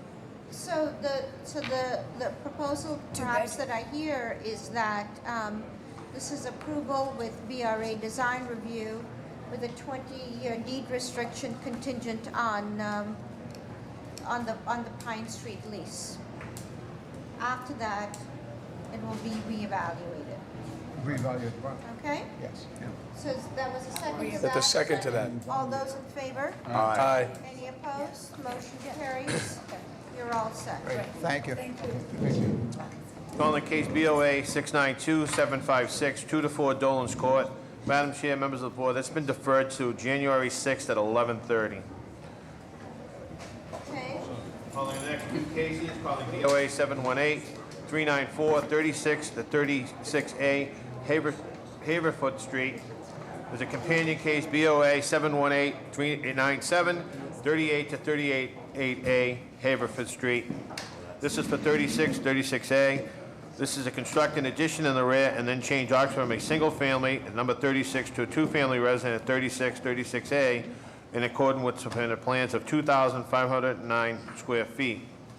This is one family and a one family with deck. The violations Article 10, Section 1, limitation of parking areas and buffering. Article 55, Section 9, insufficient lot area. Article 55, Section 9, excessive FAR. Article 55, Section 9, insufficient rear yard setback. Article 55, Section 9, insufficient side yard setback. Article 55, Section 40, off-street parking and loading requirements. Parking in any portion of the front yard is not allowed. This is for 38 Haverford Street. This is a partial demolition of a structure in the rear, then change occupancy from a single family to a dentist office to a two-family. The violations, Article 9, Section 2, a non-conforming use change. Article 10, Section 1, screening and buffering. Article 55, Section 9, insufficient additional lot area. Article 55, Section 9, excessive FAR. Article 55, Section 9, insufficient open space. Article 55, Section 40, off-street parking, loading requirement, parking in any portion of the front of required front yard.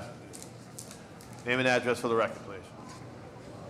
Madam Chair, members of the board, my name is John Pugh, and I'm at 322 Warren Street, Needham, Massachusetts. John Hall, 3638 Haverford Street. So I am the architect for the project, and so my client intends to improve and revitalize this neglected, dilapidated property with the addition of one residential unit on each lot, replacing the existing commercial unit, building within that same footprint. So we've received approval from the Jamaica Plain Neighborhood Council and Zoning Committee, and we have the full support of the neighbors. So tell us what's being proposed. You're converting these one family and dentist office to two family, and what's the size of that rear addition? So the additional square footage, as I said, is again kind of built on the existing footprint. There will be on the 36 side of the property, there will be one 1,500 square foot, 3-bedroom, 2.5 bath unit. On the 38 side of the property, there will be a 1,000 square foot, 2-bedroom, 2.5 bath unit. And so tell us about the parking. Parking, that was something that we addressed at the neighborhood council, and we've looked into that, and what we kind of came to a conclusion on was 0.5 per property or per lot. So it's one unit per 2 units on each lot. One parking space per 2 units? Correct, and we do have an exhibit here if you'd like to look at. What did you apply for? What was the violation that you applied for as far as parking is concerned? Originally, we had applied for 1 space on the 36 side and 2 on the 38 side. Okay. And the way that it was originally laid out, the parking was somewhat in the front yard. So we've made an adjustment to the plan per feedback from the neighborhood council, and now we have both of those individual spaces on each side of the property pushed back from not in the front yard. Increased your violation at 38 Increased the violation. Well, it was from what you submitted, because you submitted for 2 parking spaces and now you're providing 1. Per the JP zoning, that's what they Do you in wanted. fact have a drawing that shows that? Yeah, we do. Is that the most recent drawing that you have? Updated exhibit. In the meantime, is anybody here to speak in support of this proposal? Sorry. Yeah, you're gonna have to, when you come before us, you have to submit Madam Chair, members of the board, John Allison, Mayor's Office of Neighborhood Services. On behalf of Alex Valdez, we'd like to go on record in support. Thank you. Madam Chair, members of the board, Shannon Murphy from City Councilor Matt O'Malley's office. The council would like to go on record in support of this project. Madam Chair, members of the board, Homer Heck, 54 Marmion Street. I'm a neighbor immediately on the back side of this property. I'm here in support of this project. Thank you. Is anybody here to speak in opposition?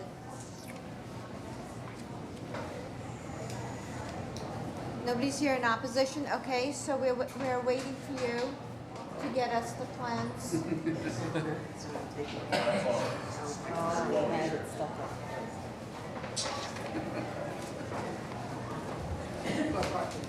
Just give it to me, I'll stamp this, bring in 2 sets of drawings that accurately reflect. Absolutely. We'll hold the session.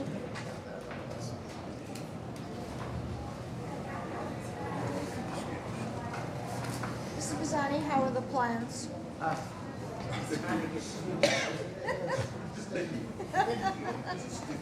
So this, you're comfortable with what you're seeing? Well, just for the record, we'll hold decision until they submit 2 sets of plans that accurately reflect what they're showing. And that does remove that front yard parking? It does. Okay, may I have a motion, please? Motion to approve with continued BPDA design review. And hold plans for until And definitely hold signature. plans until we, Yeah. hold for signature until we get the plans. Okay. All those in favor? Aye. Any opposed? Motion carries. You're all set. Calling BOA 725-235, 140 Minden Street, 140 Minden Street, yes. This is a proposed roof addition and add a 3-story rear addition and new balconies and decks. The violation is Article 55, Section 9. The floor-to-area ratio is excessive. Article 55, Section 9. Usable open space is insufficient. Article 55, Section 9. Side yard is insufficient. Name and address for the record, please. My name's Dermot Doyne. I'm the attorney located at 84 State Street, Boston. This is Arthur Chu to my left, and this is Josh Federman to my right. Tell us what's being proposed, please. We're going to, Madam Chair, we're seeking relief on the following, on 355 Section 9 violations. What we're seeking is basically to go from FAR 0.7 to 1.2, and we're looking at reducing our open space to conform to the building, and we're also although we're not changing the third, which is the side yard efficiency, because presently it's existing. Yeah. So tell us, you're proposing a roof addition. What's the occupancy for this building ultimately going to be? The occupancy is going to be three bedroom units. Okay, 3 bedroom. What are the square feet per unit? Yeah, the total square feet is 3,701 square foot. The first floor is 1,240, the second floor is 1,218, and third floor is 1,313 square feet. How are the plans, Mr. Pisani? Any questions from the board? Is anybody here to speak in support of this proposal? We Hold on. sorry. Madam Chair, members of the board, John Allison, Mayor's Office of Neighborhood Services, on behalf of Alex Valdez, we'd like to go on record in support. Thank you. Madam Chair, members of the board, Shannon Murphy from City Councilor Matt O'Malley's office. The council would like to go on record in support of this project. Is anybody here to speak in opposition? Your name and address for the record, please. Name and address is 53 Round Hill Street in Jamaica Plain. And The your name is Marguerite, and the last name is DEO. Tell us what your opposition is based on. Opposition is based on the back of the house, very close to where the fence and where our house is. Okay. And this is the rear of Yeah. the building. Because that's not cited as a violation, so I think it might meet the zoning code regulations. Also, it's going to block a lot of structural part of it. Okay. And thank you. Yes. Your name and address? Yes, good morning. My name is Carlos Guerra. I live in 142 Minden Street for 20 years. And I'm not agree about this plan because they don't have enough land and gonna block the view. And we have a school in the front, no enough parking for people who whatever they plan to build right there. And I'm no supporter. Thank you.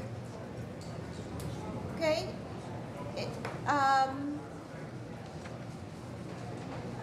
So, sounds like you need to do some work with your neighbors. We actually reached out extensively to all the neighbours. We had a very aggressive abutters meeting.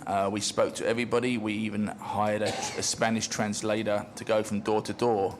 So you have two specific neighbors that you need to work with. Yes, we will continue to speak with them. We've done, as he said, outreach. We have support letters from 12 of our neighbors. But these are direct abutters, rear and side, so, okay? May I have a motion, please? I'm going to make a motion to approve with continued BPDA design review with commitment from you guys that you're going to work with those neighbors. Absolutely. Is there a second? Second. All those in favor? Aye. Any opposed? Motion carries with those two provisos. Thank you. Calling BOA 746-034, 839 Albany Street. This is installed two commercial-grade 8-foot black mesh chain link fence with gates on both ends in the private-owned Pike Street and intersect Fellow Street and the north end of Albany Street in the south end. The violations, Article 2A. I'm doing it right now. Fence height is required, rear yard setback cannot be more than 6 feet. Name and address for the record, please. Patrick Sabardi, 99 Fulton Street, Boston, Mass. Sean Cahill, 134 West Concord Street in Boston. Now, I'm having a hard time hearing because of all that activity in the hallway. So can you speak up a little bit? Tell us what you're proposing. We actually filed for a permit. We actually have an 8-foot fence, 6-foot fence up at the present time, and the permit was granted, but we actually have an 8-foot fence. So when they filed for the permit, we got the wrong permit. So the contractor had gotten the wrong permit. So that's where we're at violation. We actually have the fence in place, and all that's in place. We just mirrored the fence that's there now, which is water and sewer. It's an 8-foot fence. So all we're asking for is relief of that. We have a permit for a 6-foot fence.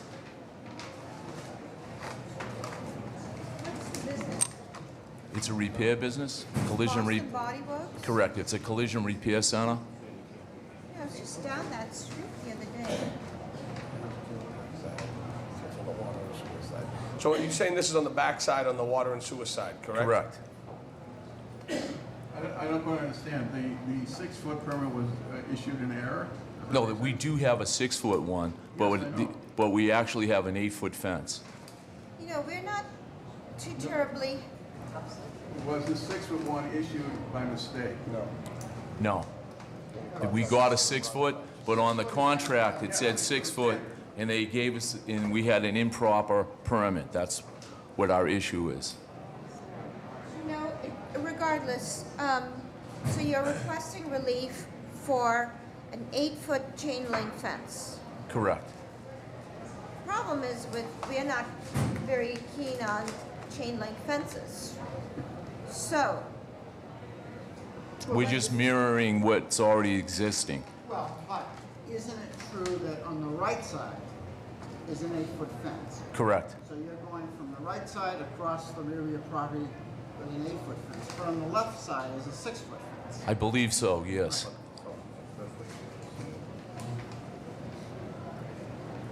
So,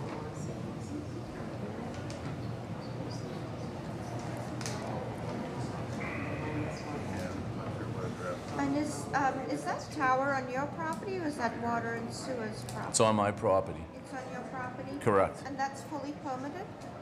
That's correct. Okay, just asking. Yeah, it was 20 years ago. Yeah, okay. but I'm reading on the spec, it says furnish and install 61 linear feet of 6-foot high fence. Correct. So how did it get to 8 feet? Because when they filed for the permit, when they went down there, it said 6 foot, but when they actually did the installation, it was an 8 foot. There was a mistake when they filed the permit. So that's what we're here. I'm having trouble understanding it. I'm a little slow. Okay. Who installed the 8-foot fence that's there? Yes, the fence is there, correct. Who installed it? The Kylie Fence Company, At your request or at Boston Water and Sewer's request? at my request. So it's your property? Correct. Okay. It's my property.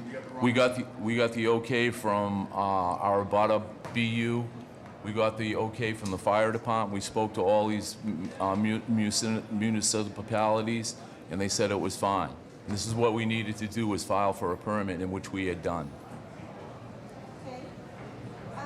So, one last question. If the Kylie fence people Yes. were working with a permit that said 6-foot fence, why did they put in an 8-foot fence? I'm not sure. I don't know. I honestly. $4,000 question. So, Okay, so now we know what the issue is. You have the plans, Mr. Pisani? The plans are fine. The plans are spec for a 6-foot fence. They don't reflect reality. So do you understand what the difference is? yes, 2 feet. Yeah, well, 6. Excellent, excellent. But just to be clear Yes. and not sarcastic. No. The 6 foot doesn't need a permit. Doesn't need relief. I The see. 8 feet needs relief. Okay. So fence company would have known that a 6 foot doesn't need relief, and the 8 feet does need relief. Okay.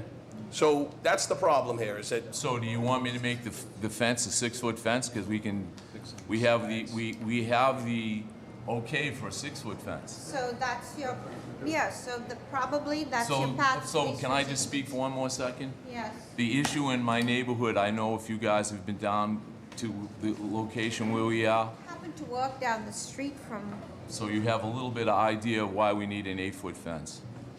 I mean, you have to make a decision. Are you going to go 6 or 8? If you're going with a 6 foot, then you withdraw the permit, we deny it. If you go through 8 feet, then you need relief from us, and perhaps you would need to look at some other material rather than that chain link fence. So those are the options in front of you. So we just make it a 6-foot fence. Okay, so you're withdrawing the application. So you won't approve the 8-foot that's there? you're not giving us a chance to approve it. Oh, okay. All right, so what I'm saying to you is we're trying to be clear here what's going on. Right. All right? We're trying to get understanding of what's going on. You're telling us that you have a 6-foot fence that should have been an 8-foot. If you wanted an 8-foot fence, you would have needed relief. I'm sorry. If you wanted an 8-foot fence, you would have needed relief, okay? Okay. So the 2 feet that you were talking about, you need a relief for. Okay. All right? You're coming in front of us asking us for relief. Yes. We're talking about granting it to you. Yes. And then you're saying you're going to give us a 6-foot fence. No. So make a decision. No, Yes. I'd like to have relief, please. I'm asking And for the if you're mercy. asking for the relief, Thank you. are you perhaps willing to look at a different kind of material instead of that chain link fence? But the fence is already there. Sorry, Regardless, he's coming for relief. Whatever the board wants, I'm good with. I just Okay. need that protection there. And Okay. this is one of Okay. our, So, is anybody here to speak in support of this proposal? I am. I think I Are came. you in a butter, or are you part of the application process? I'm a tenant in the building. To let the mayor's office first. Oh, sorry. Madam Chair, members of the board, Joshua McFadden, Mayor's Office, Neighborhood Services. We actually are in support of the 8-foot fence. I know the applicant came to us. We also reached out to both butters. There aren't too many residential butters in the area, but as of right now, we definitely are in support of the 8-foot fence at this location. Sorry. Is anybody here to speak in opposition? Okay, may I have a motion, please? I'm going to make a motion to approve the 8-foot fence.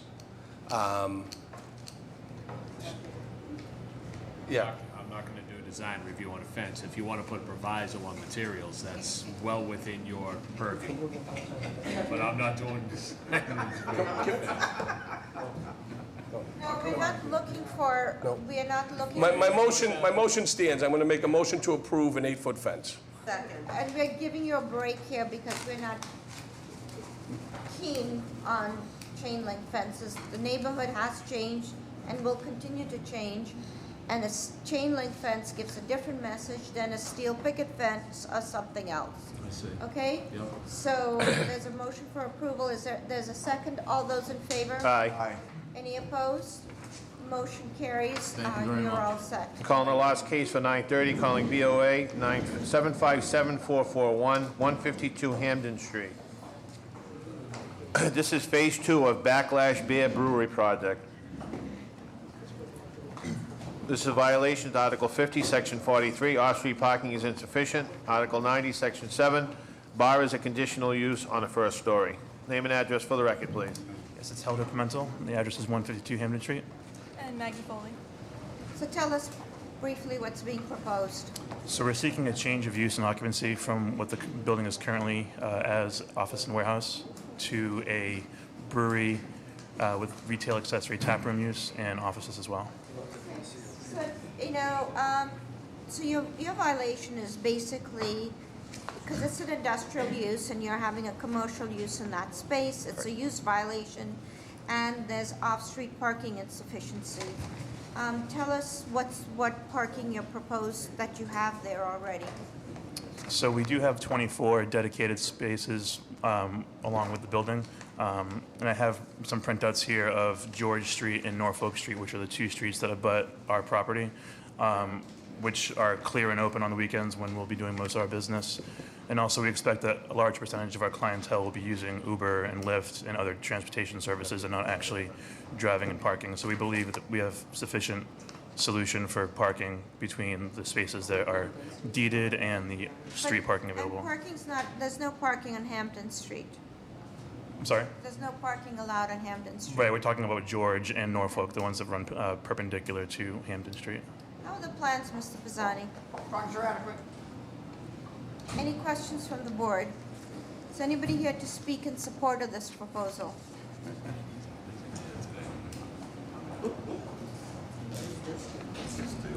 Greetings, Madam Chair, members of the board, Joshua McFadden, Mayor's Office, Neighborhood Services. We'd like to go on record in support of this project. The applicant actually met with abutters very early on in this process, garnered the support of Orchard Parks, Orchard Gardens, as well as St. Pat's Neighborhood Association, as well as Mount Pleasant Neighborhood Association. So they definitely, and I believe DSNI as well. So they've done their due diligence in the community on this project, and we'd definitely like to support them throughout this process. Thank you. Is anybody here to speak in opposition? May I have a motion? I make a motion to approve. Do we need BPDA? No, I don't think we need review. And I just want to wish you good luck. All those in favor? Aye. Any opposed? Motion carries. You're all set. I'm going to call 10:30 hearings again. Are there any deferrals or withdrawals for 10:30?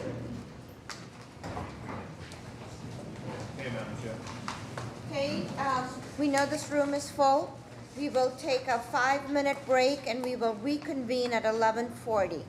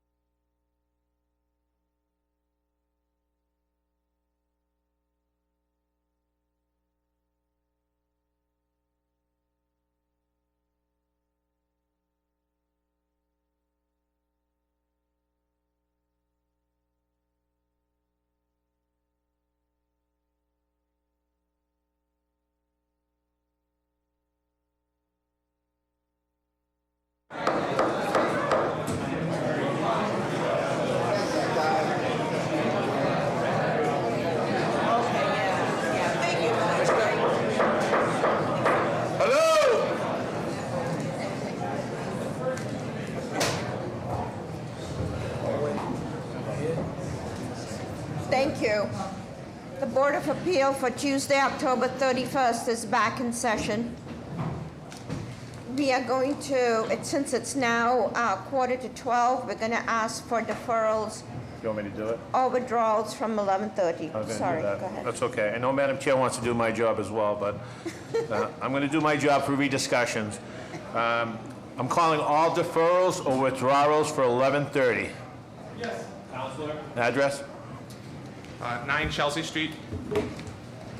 For the record, calling BOA 698-906, 9 Chelsea Street. Name and address for the record, please. Good morning, Madam Chair, members of the board. Richard Lins, 1216 Bennington Street, East Boston, on behalf of the petitioner.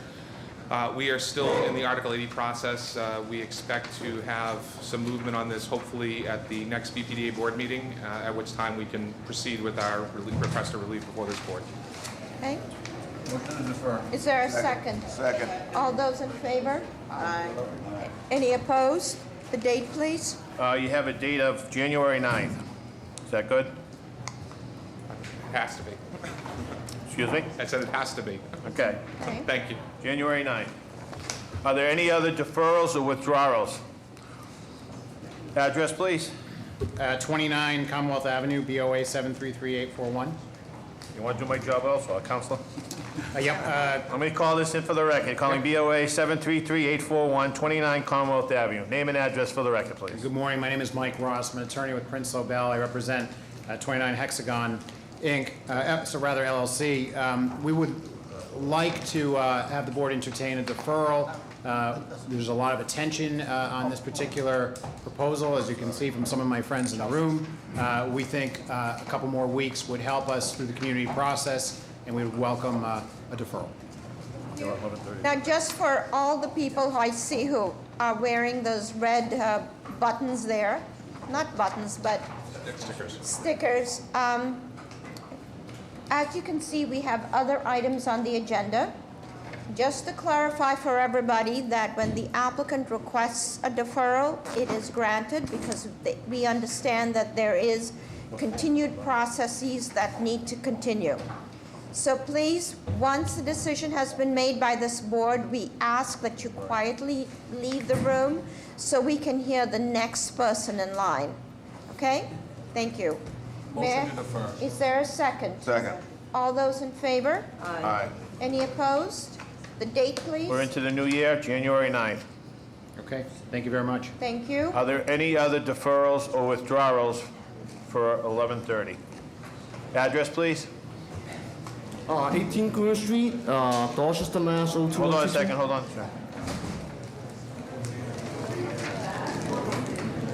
What's the, Greenwich Street?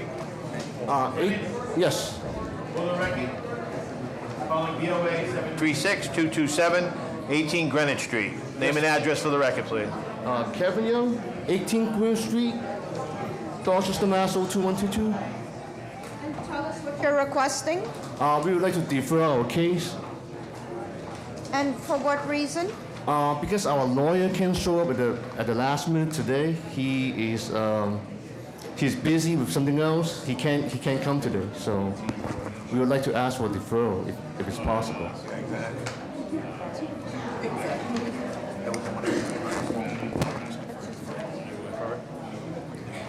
May I have a motion for deferral? Motion to defer. Is there a second? Second. All those in favor? Aye. Any opposed? The date, please. Well, we can get December 12th. We can squeeze that one in. Tell your lawyer to make sure he's there. December 12th. Yeah, but, wait a minute, this is the second deferral for this one. They came in front of the small zoning board. But we just need to get clarification on this. What's the next? So you're all set, December 12th? December 12th. Yes. Okay? Thank you. Address, Counselor? Morning, 23 Chamberlain Street, Dorchester. 23 Chamberlain? 23 Chamberlain. For the record, calling BOA 708-001, 23 Chamberlain Street. Name and address for the record, please. Vargas da Silveira. What are you requesting? Requesting a deferral. We had initial meeting with the community.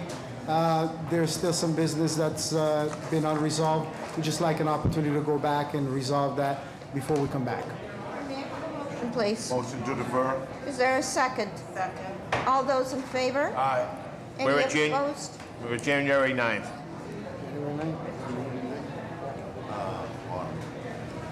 I'm Bob Thornell from the Neighborhood Association. So January 9th is? Correct. All right, thank you. Going back to the 10:30 cases, calling the first, there's no more withdrawals or deferrals for 11:30. Calling the first case, BOA 734-745, 394 K Street. This is to construct a rear addition to the property. The violation is Article 27S, Section 5. This is in the South Boston iPod applicability. Article 68, Section 29, roof structure restricted district. Name and address for the record, please. Morning, Madam Chair, members of the board. My name is George Moranci. I'm an attorney with the business address of 350 West Broadway in South Boston. Madam Chair, members, the building at 394 K Street is an existing three-family dwelling. There's no proposed change. Mr. Moranci, hold on for 1 minute. I need clarification from the BRA. This is a South Boston iPod. Is the violation here? Do we need a recommendation from the BRA board on these? Well, it's like any other appeal. You don't have to hold back. We didn't get this case in time for our board, so I don't want to hold something back for an iPod permit. It can be treated the same way as a conditional use or a variance request. Because what he's asking for is an iPod permit. I understand, but I thought this iPod was a little different from others in that it requested BRA. Standard recognition. language. Okay. Okay. Go ahead, Mr. Moranci. Thank you, Madam Chair. It's an existing three-family building. There's no proposed change of occupancy. There is a proposed rear addition, including a new rear egress stairway. There are two citations here, Article 27S, South Boston iPod applicability, as well as a cited violation under Article 68, Section 29, excuse me, for restricted roof structure district. The work being done consists entirely of an addition to the rear that would be approximately 15 feet deep by 18.5 feet wide. It is dimensionally compliant. There is a proposed roof deck. The roof deck is 10 by 10. It's accessed by a stairway up to a hatch. And there is an existing head house on the building that will remain, but that is not a head house that is being proposed to access the roof deck. The roof deck occupies less than 1/3 of the area. of the roof. It does not exceed more than 1 feet above the highest point of the roof. Mr. Morency, one question. Yeah. Access, will the access be for the entire building or just to the third unit? It's just the third unit. It's just a Unit 3 roof deck. And my point where I was going on the dimensions, location, and amount of the roof area occupied by the deck, I don't believe that it actually is in violation of 6829. 6829 may have been cited for alteration of an existing roof profile, and I would point out that the design of the addition doesn't change the existing roof profile. It's a flat roof. The addition in the rear is also a flat roof. The deck does change the profile, but not to the extent that it exceeds the requirements under Article 6829. In the case that we are considering the roof deck as violative of 6829, it's a conditional use standard. So essentially, we're looking for iPod compliance as well as a conditional use permit owing to the restricted roof structure. In terms of the addition and what it does for the building and the building's occupancy, it goes from a 3-unit, 5-bedroom building to a 3-unit, 7-bedroom building. The addition adds approximately 278 square feet per floor plate. Right now, the 3 units are approximately 989 square feet each, just based upon the size. The floor plates are 989 square feet. The resulting floor plates with the rear addition would be 1,267 square feet. How are the plans, Mr. Pisani? The drawings are adequate. Any questions from the board? Is anybody here to speak in support of this proposal? Is anybody here in opposition?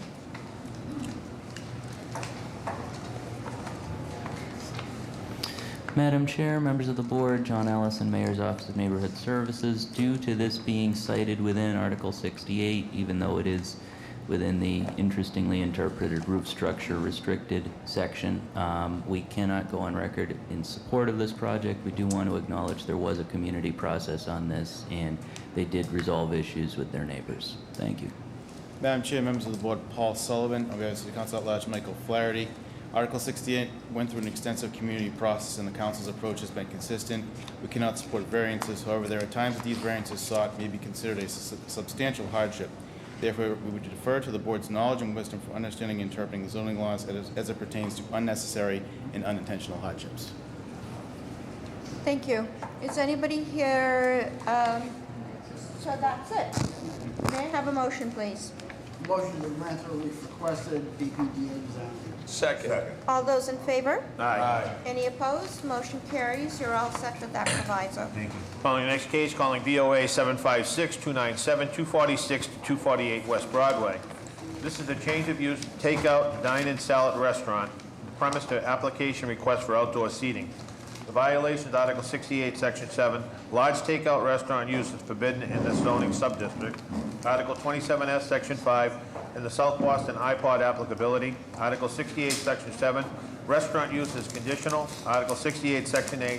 The floor-to-area ratio is excessive, extending the restaurant use into the basement. Name and address for the record, please.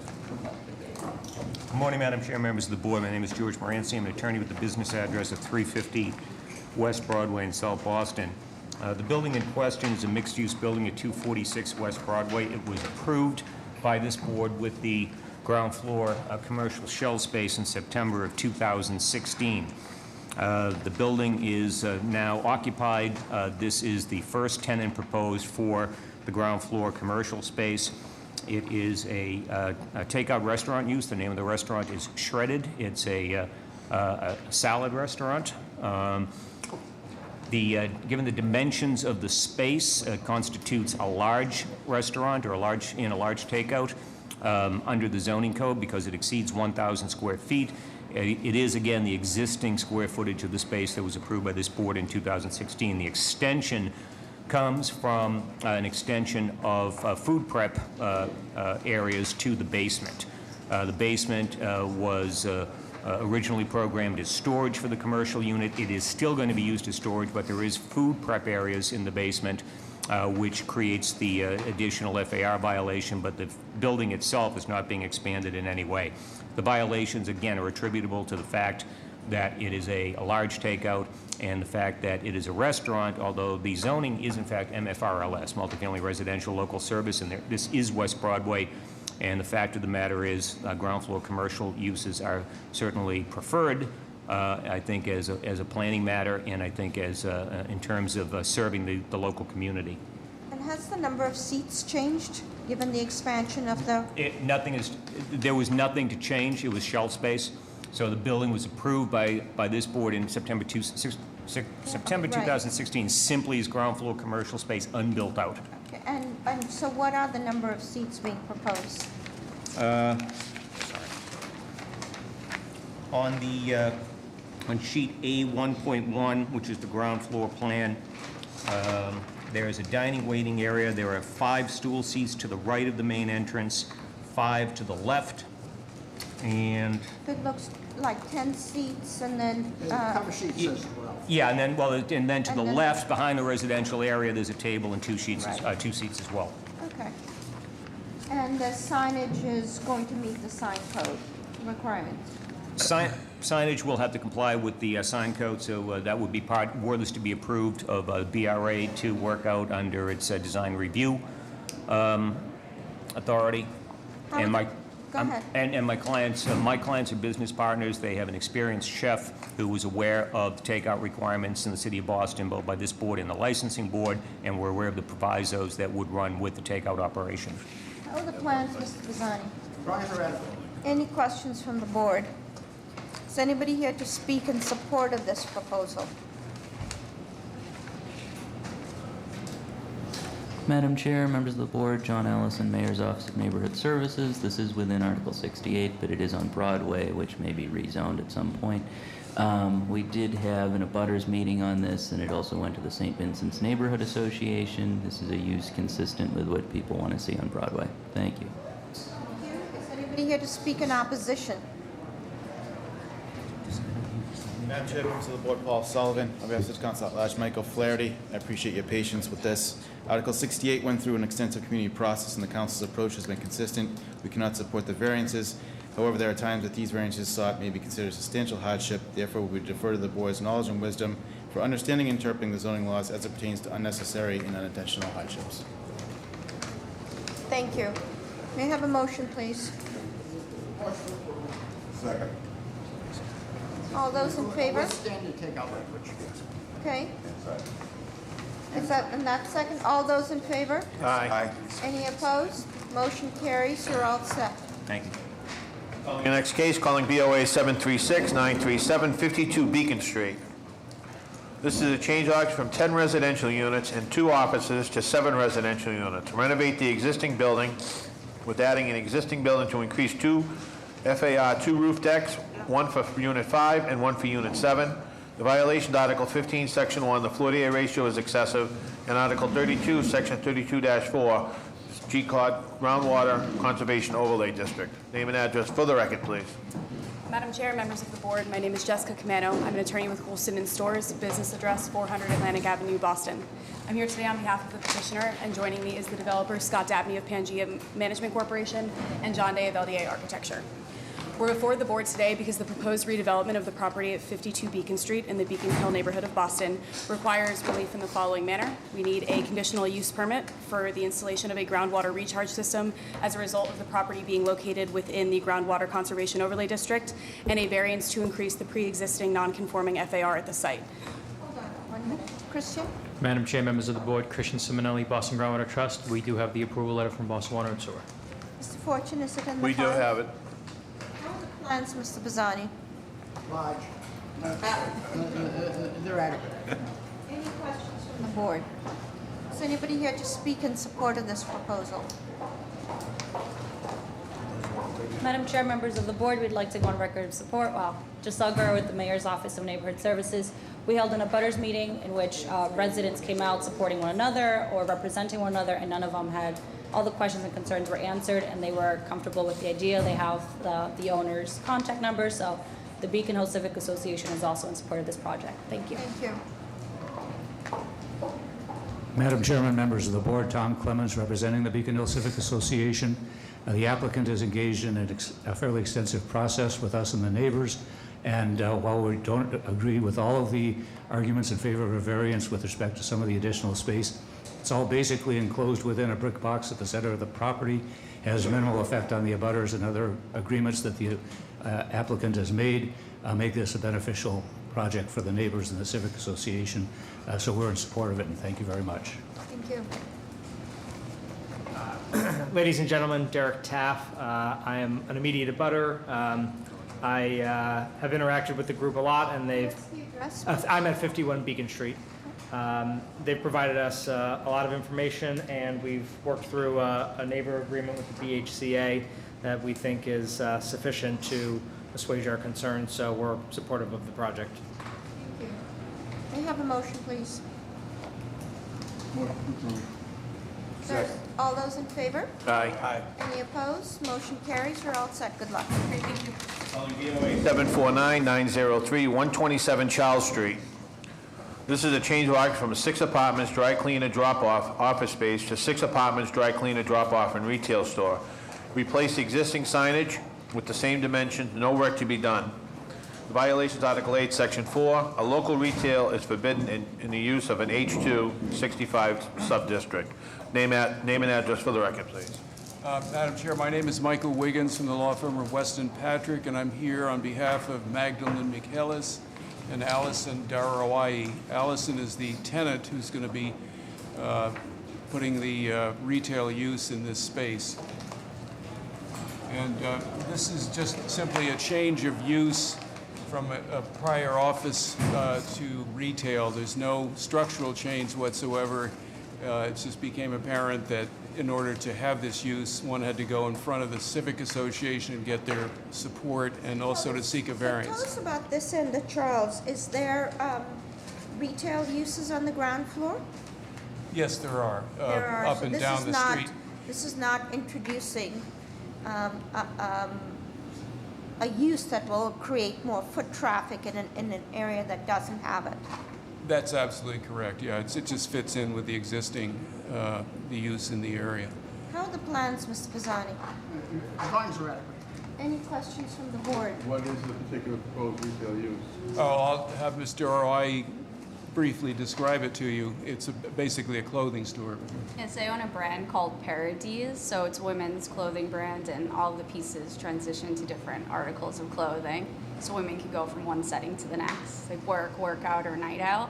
So it'll be a very minimalistic setting with a lot of plants, so it'll be more of a pretty garden-like atmosphere. A destination for you to shop at. Is anybody here to speak in support? Madam Chair, members of the board, Giselle Garo with the Mayor's Office of Neighborhood Services. We would like to go on record in support. We met with the abutters, and they were all kind of excited about the new trendy outfits, and also just having this new space reactivated as a retail store instead of what it was before. So the neighborhood is very excited about having them here, and the Beacon Hill Civic Association is also in support. Thank you. Thank you. Madam Chair, members of the board, Kate Bell on behalf of City Councilor Josh Zakum, we would also like to go on record in support. Madam Chairman, members of the board, Tom Clemens, Beacon Hill Civic Association. I'd like to say that this is the sort of use that we encourage specifically in this ground floor area of Charles Street, and we're enthusiastically in support of the proposal. So thank you. Thank you.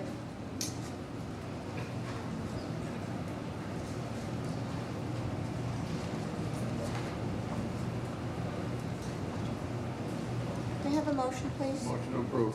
Second. All those in favor? Aye. Any opposed? Motion carries. Good luck. I go to the next two cases. Calling BOA 750-104, 126 West Newton Street. There's a companion case on building code, BOA 750-103, 126 West Newton Street. This is to reconstruct and enlarge an existing access hatchway and roof deck and construct a rear deck. The violations, Article 64, Section 9, extensions into rear yards. The balcony above the first floor is a conditional use and shall require relief from the Zoning Board of Appeals. Bear with me on the building code. There's quite a few of them, and I'm going to try to minimize as fast as I can. Violations 780 CMR Chapter 10's means of egress. The violation, penthouse, head house required for roof access. Hold on, Mr. Fortune. Are you still going to be requesting all that building code relief? Yes. You are? Yes. Okay. Actually, Madam Chair, it's a breakdown of a hatch versus a head house, and then just going through the various components. Okay, then we need to read it in the record. Sorry, Mr. Fortune. That's okay. I'll try to, like I say, minimize to the points here, the bullet points.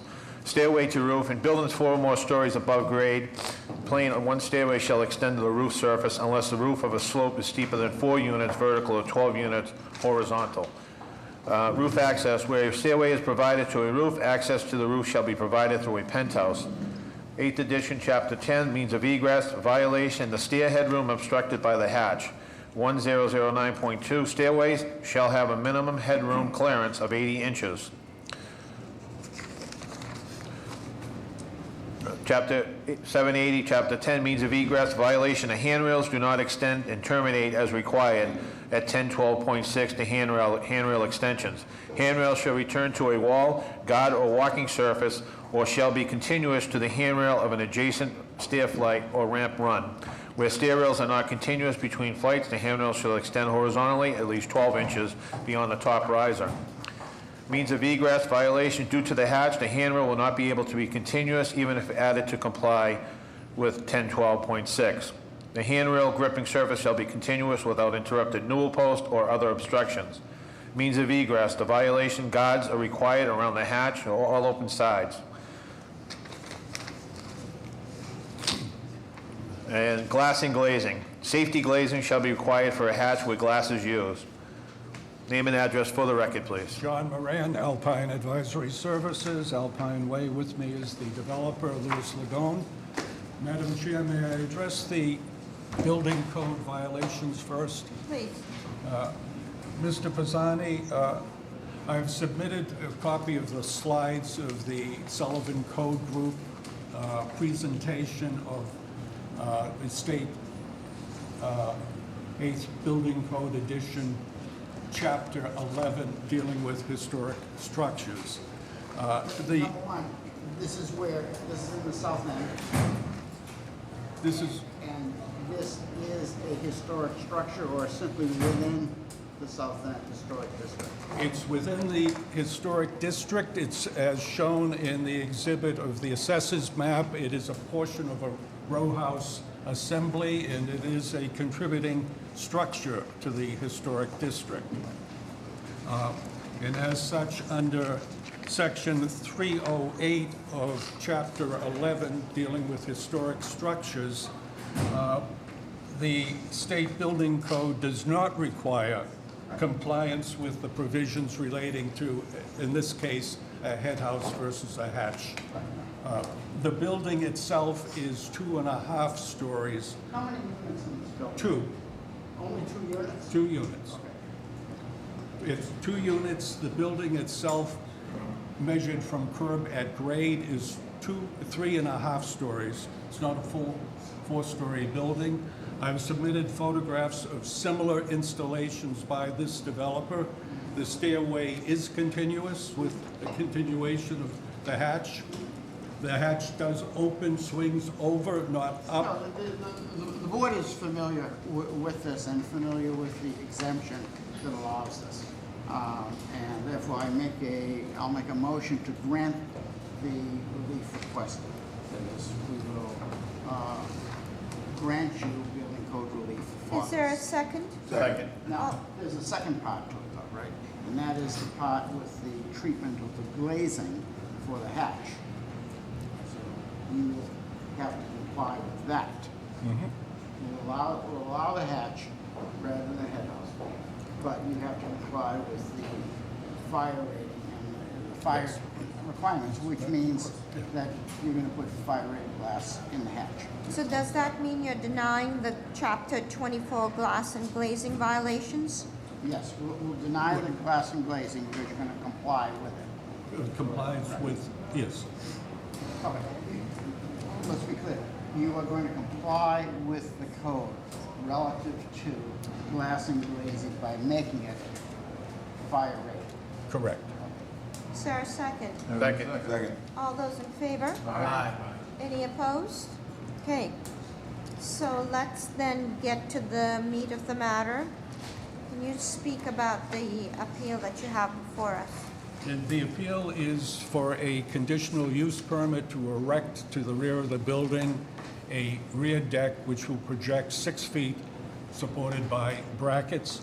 I have support letters from the Rutland Square Association, support letters from both immediate abutters.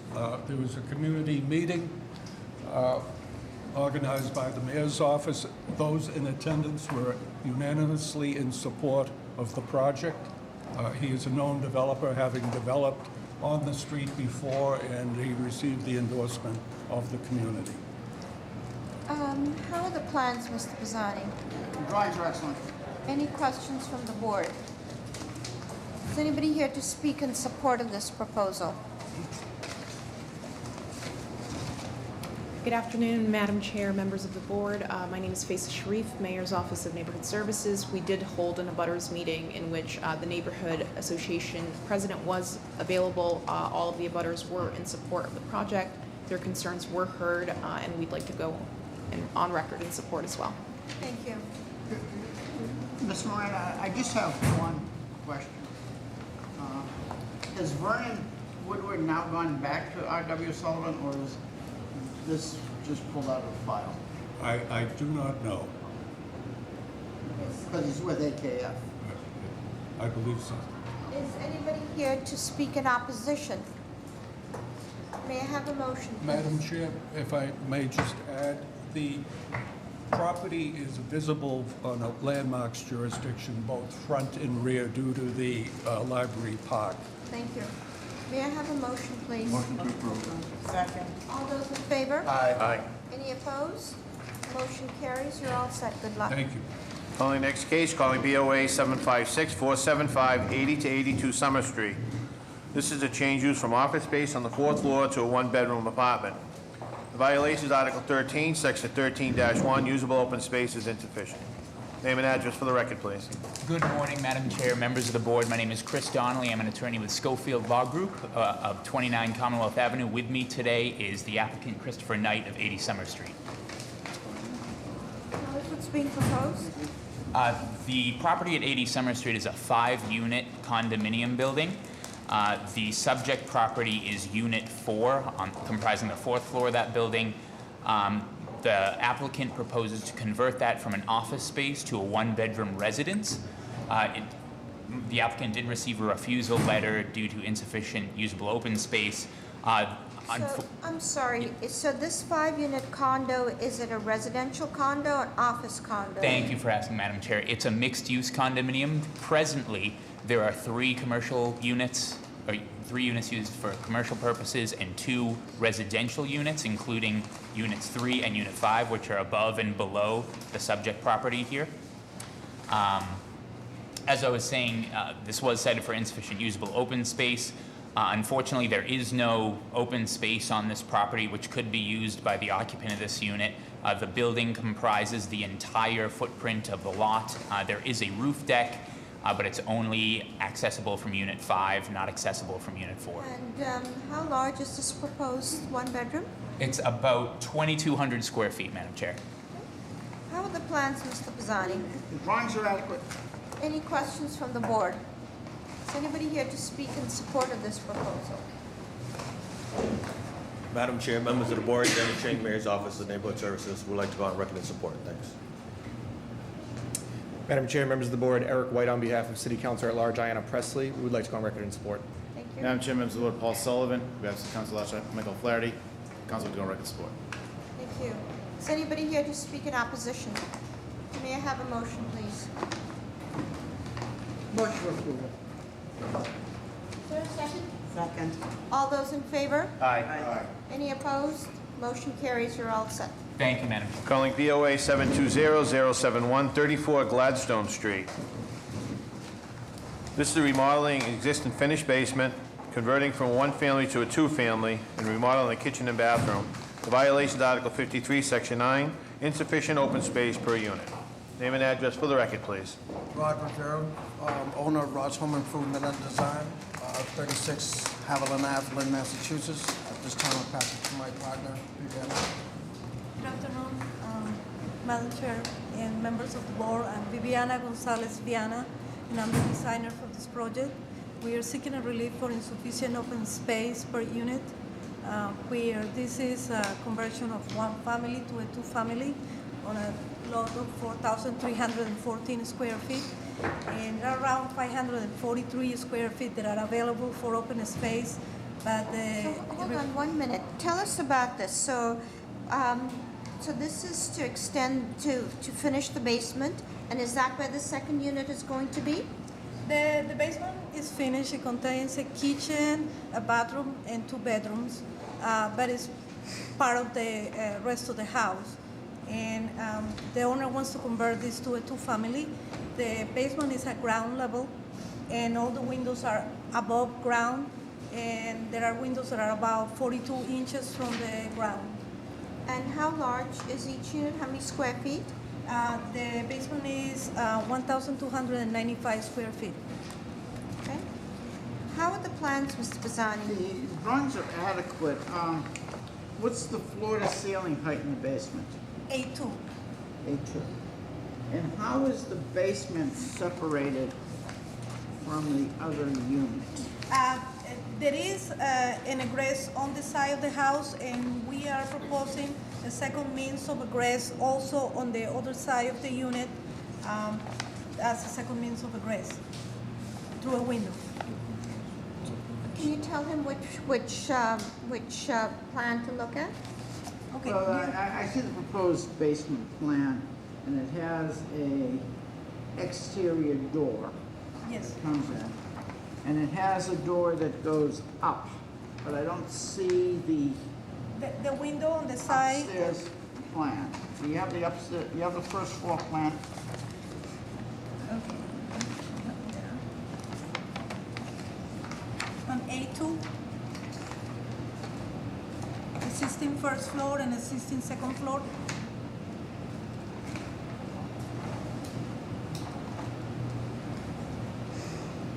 Okay, okay. It works. They have different separations, so it's fine. Any questions from the board? Is anybody here to speak in support of this proposal?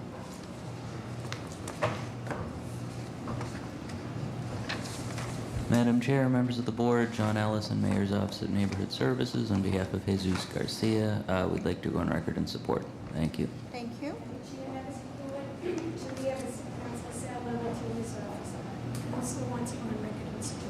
Thank you.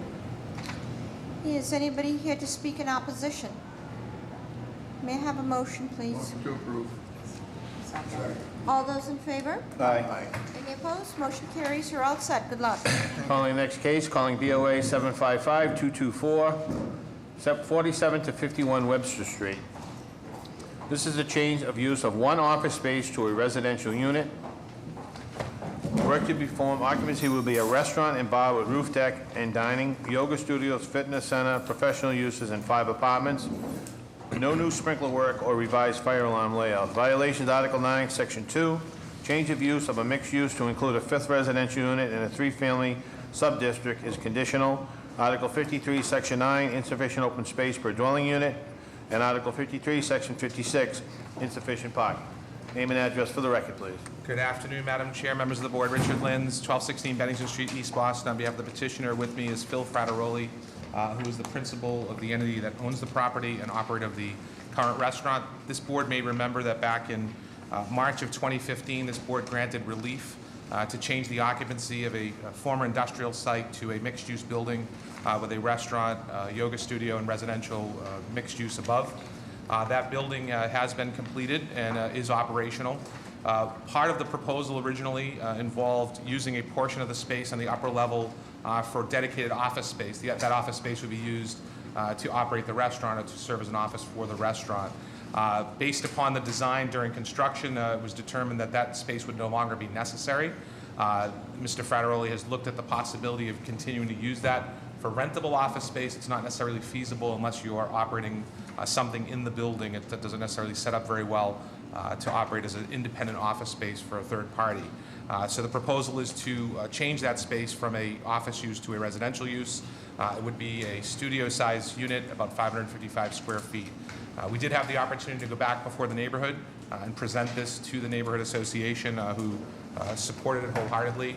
The restaurant has been a very welcomed addition to the neighborhood, and the use that is live in that section of Orleans Street is something that has been a very positive impact in that section of the Jeffreys Point neighborhood.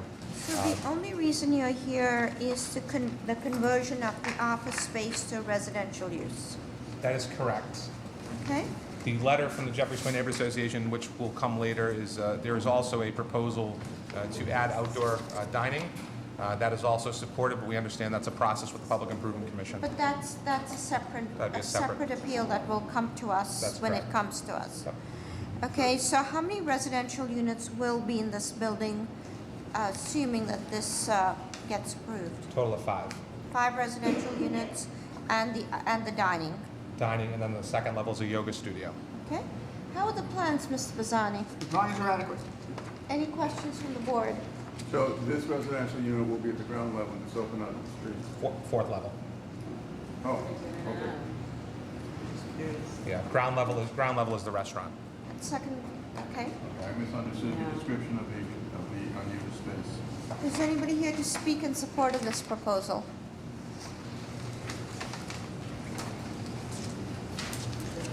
Madam Chair, members of the board, John Allison, Mayor's Office of Neighborhood Services, on behalf of Jesus Garcia, we'd like to go on record in support. Thank you.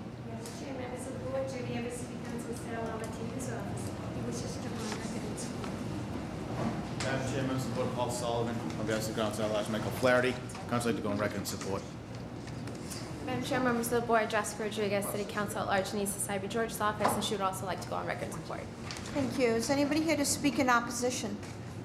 May I have a motion, please? Motion to approve. Second. All those in favor? Aye. Any opposed? Motion carries. You're all set. Good luck. Thank you very much. Calling the discussions, calling BOA 735-026, 438 River Street. This is changing the occupancy for one daycare center and body art parlor in Unit 1. No signage on this application. No work to be done other than painting. The violations, Article 60, Section 40, parking is insufficient. Article 60, Section 8, body art is forbidden. Name and address for the record, please. My name is Eric James. Address is 434 Huntington Ave, Hyde Park, Massachusetts. So you were deferred because there was some confusion in the neighborhood? Yes. You had your community meeting. Tell us what happened. Yes, everyone voted or gave me support to open up a tattoo parlor in Mattapan Square. Okay. And again, just remind us, how large is this facility, or how small is it? How many square feet?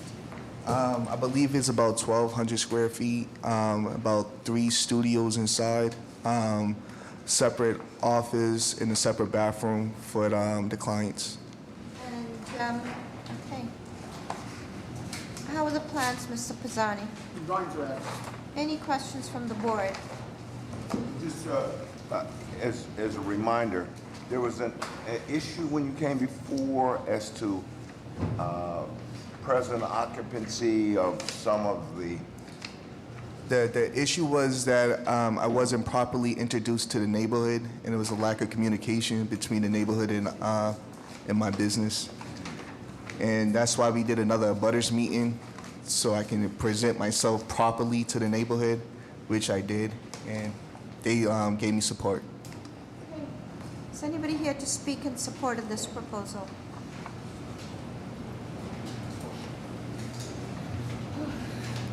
Madam Chair, members of the board, my name is Whitney Celestin from the Mayor's Office of Neighborhood Services. We support this project. Thank you. Walter? Good afternoon, Madam Chair, members of the board. As he stated, he had another meeting. They were able to ask all the questions, satisfied all the needs, so we'd like to go on record as support. Madam Chair, members of the board, Jawan Skeens, District 4 City Council, Andrea Campbell's office, we would like to go on record in support. Thank you. Is anybody here to speak in opposition? You know, we forgot to ask you, what's your signage going to look like? As of right now, I'm kind of doing the designs for the logos and things like that. So I guess when I design them, I'm gonna then create a sign and go in front of you again to get approval. Okay. May I have a motion, please? Motion approved. Second. All those in favor? Thank you. Aye. Any opposed? We're all set. Good luck. Thank you.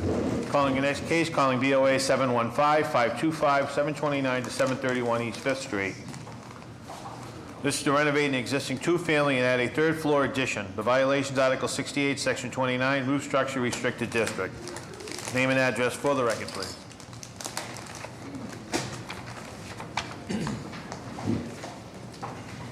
Good morning, Madam Chair, members of the board. My name is James Christopher with the business address of 415 Neponset Ave, RCA LLC, with the project architects. Go ahead. Tell us what you're so- proposing, why you were deferred. Excuse me. We're proposing to renovate an existing two-family in South Boston on East Fifth Street, increase the living space in the basement, and extend the living space to a new penthouse addition. We deferred at the last hearing as we had met with the neighbors and they were concerned about the size of the addition. We met again with the neighbors. We reduced the side of the third-story penthouse and set it back 15 feet from the front of the building. I also have, for the record, 15 letters of support from abutters.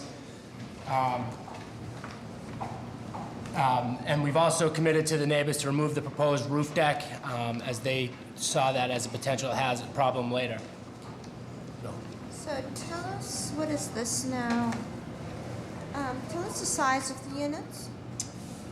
So the Unit 1, which consists of first floor and basement, is 1,988 square feet. Unit 2, the total gross is 1,952 square feet. And tell us the floor to ceiling height in the basement.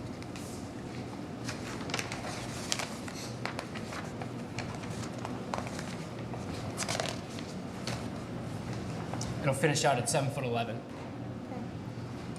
So does this still show roof decks up here on this? It does plan? have a roof deck, Madam Chair. Our last meeting was with the group last night, and I didn't have time to revise the plans, but we would certainly delete it based on our commitment to the abutters.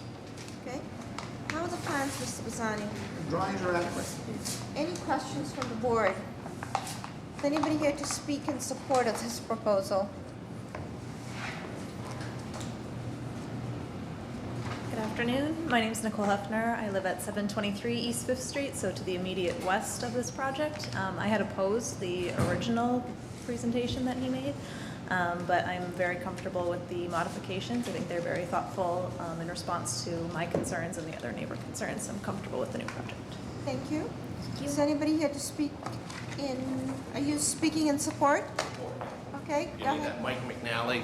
I own the building at 719 East 5th Street, right next door. Well, 2 buildings down, and we're supporting the project. Okay, thank you. Is anybody here to speak in opposition?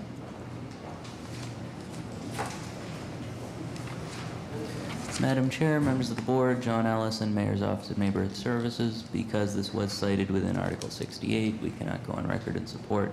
However, I do want to acknowledge that at the first meeting there were concerns about the size of the addition. The proponent set it back 15 feet, which appeased many people. They've also committed to removing the roof deck, which addressed almost all of the concerns that were raised. So this is a project that went from having very limited support to now having a fair amount of support. Thank you. Madam Chair, members of the board, Paul Sullivan, Member of City Council at Large Michael Flaherty. Article 68 went through an extensive community process and the council's approach has been consistent. We cannot support variances. However, there are times that these variances sought may be considered a substantial hardship. Therefore, we defer to the board's knowledge and wisdom for understanding and interpreting zoning laws as it pertains to the unnecessary and unintentional hardships. Thank you for that, knowledge and wisdom. We appreciate that. May I have a motion, please? Motion to approve. Jeff, do we need continued BPA design review? Don't need it now. But the signatures will be held until we have the revised set of drawings. What do we do? So I'm going to make a motion. The revised drawings, the 15-foot setback is shown on the, But not the roof deck, the drawing when I see it. it includes a roof deck, but it will delete it for the revised. Thank you. Okay, thank you. Okay, was there a motion? I had a motion, yes. What was it?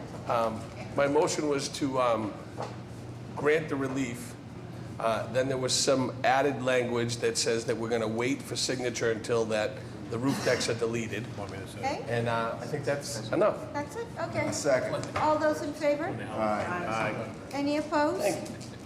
Motion carries. You're all set. Thank you Good for your luck. time. Calling the next case, calling BOA 692-071, 265 Webster Street. Sorry. Okay. This is a change of occupancy from a three-family dwelling to a four-unit dwelling. Renovate and erect a vertical addition and extend living space in the basement and upper addition with deck. Violations Article 53, Section 8, multifamily is forbidden. Article 53, Section 9, lot area for additional dwelling unit is insufficient. Article 53, side yard is insufficient. Article 53, FAR is excessive. Article 53, Section 9, open space is insufficient. Article 53, building height is excessive. Article 53, Section 9, number of stories is excessive. And Article 53, Section 56, parking is insufficient. Name and address for the record, please. Good afternoon, Madam Chair, members of the board. Richard Lins, 1216 Bennington Street, East Boston. On behalf of the petitioner with me, Sarah Cooney, the property owner. A few housekeeping items to eliminate some of these violations. When this permit was originally filed, the rejection letter indicated that this was only a three-family dwelling. We had a number of conversations with the Inspectional Services Department. I provided a copy of the certificate of use and occupancy showing this is a four-unit dwelling and was a lawful four-unit dwelling for some time. That would eliminate, Madam Chair, for the record, the multifamily use forbidden violation, as well as the lot area for each additional dwelling unit violation, the open space insufficient violation, as well as the parking insufficient, because each of those would be pre-existing nonconformities that we're not proposing to change. Open space, parking, and lot area per dwelling unit? And use. And use. And so this evidence is based on taxes, on what, on some, History of the building jacket, history of use, and use being shown as a full four-unit dwelling used for some time. And as you can see, the certificate was issued September of 16. Have you presented that to the IC? We have. Has that changed their view? It's not, for purpose of the appeal already being in process, this issued sort of in conjunction with this process, so our position is we do not require relief for those items that have been cited. what's left? Sorry. That usually catches up after, if the board makes a determination, then we have to deal with that. So what's left then, So- as far as your violations are So concerned? we keep, because of what we're proposing with respect to the vertical addition, the side yard would still remain insufficient because we are within the 2.5-foot setback. The FAR being excessive because of the extension of the living space. The building height would be excessive because of the pre-existing condition and the modification that we're proposing. The number of stories is a question mark. However, I would ask that the board consider that for purposes of relief if they're going to grant relief, simply because the number of stories would be altered if we go ahead with the proposed So this is, modification. 3.5 to 4 stories? 3 3/4, I would call it. Let's call it 4 for the sake Call of. it 4, okay. And the FAR, what's required and what's proposed? 1.0 would be the required FAR. Our FAR proposes 1.45. Okay, how are the plans, Mr. Bazzani? Drawings are adequate. Just want to make one modification. The reason we're back here from deferral, Madam Chair, we did have an opportunity to present this to the Jeffreys Point Neighborhood Association. The original plan I believe Mr. Pizzani is looking at was supported generally by the community. When we went through the abutters process, we did hear a number of concerns relative to the roof profile and that the full build out of that roof was somewhat of a concern. So we had gone back and modified that. And I do have a set of plans which I can provide the board with the full set for stamp that actually sets back the vertical addition and squares it off.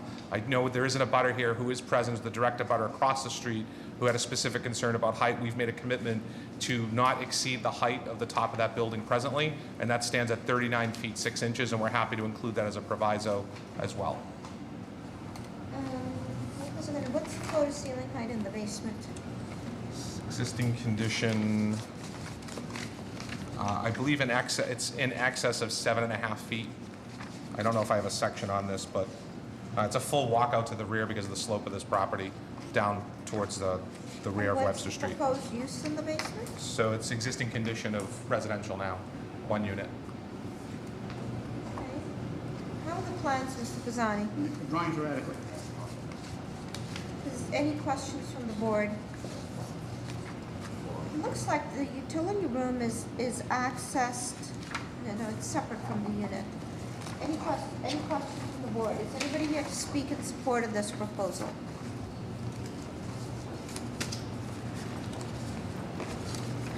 Madam Chair, members of the board, John Allison, Mayor's Office of Neighborhood Services, on behalf of Jesus Garcia, we'd like to go on record in support. Chair, members of the board, Judy Evans, City Council Sal Martinez office, wants to go on record in support. Thank you. Is anybody here to speak in opposition? Madam Chair, members of the board, my name is Robert Masellas, and I live at 258 Webster Street. That's directly across the street from this project, and I face the project. The original complaint was the height of the building. It was going to be apparently about 5 feet higher than the proposal that they have now. So they've scaled back their proposal so that the building is only as high as the peak of the roof now. So they're gonna flatten that flatten that off, and that's going to be the height of the building. So the building is not going to exceed its present height, as I understand it. What's your opposition? My view, my third floor residence looks directly out, and there's a horizontal line, as you see in the plans there, and that horizontal line is above the other buildings next to it. So that building already exceeds the, I guess, the current legal height. And so they were going to go 10 feet above that horizontal line. So now apparently it's just about 5 feet above that horizontal line to the peak of the roof. So it's a view.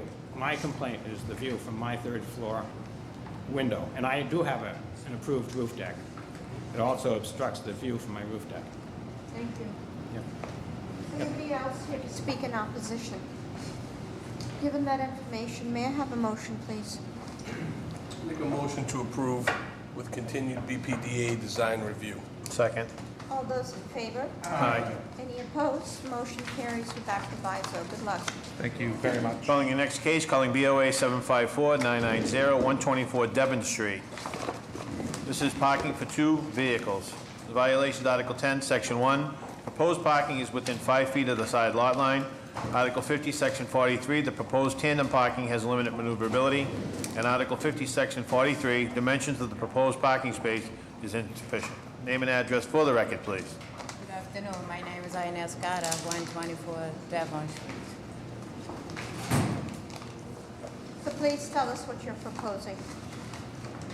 Just propose the parking space. That's it. I need. I supposed to bring some picture, but for some reason my son's supposed to bring it up. It doesn't show up yet. I don't know what happened. Bob. So, so you've pulled it up on the screen. So it looks like there is no curb cut there, but you're going to be requesting a curb cut? Yes, please. Yes? And how are the plans, Mr. Bizzani?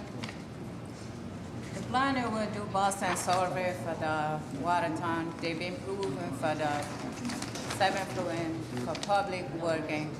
Same July 17, he be approved. The issue here is that it's only 8.2 feet from the edge of your property to the property line, from the edge of your house to the property line. Do you already park cars there? Not inside, because it's not public park. If I park, somebody is going to block me. I can't come out. I can't do that. So that we're looking at Google Earth and it looks like there's a car in there, so you've managed to fit it in? They fit like a 4 car last year for Thanksgiving. It was my daughter was in front the driveway, and my son bring the car in because there's no parking space in the night, just for the dinner. because it's my daughter was parking in front of the parking lot. But if it's somebody else who park, I cannot do that. Okay, so you're requesting 2 parking spaces. How many units in the building? 2. 2 family. Yes. Any questions from the board? Is anybody here to speak in support of this proposal?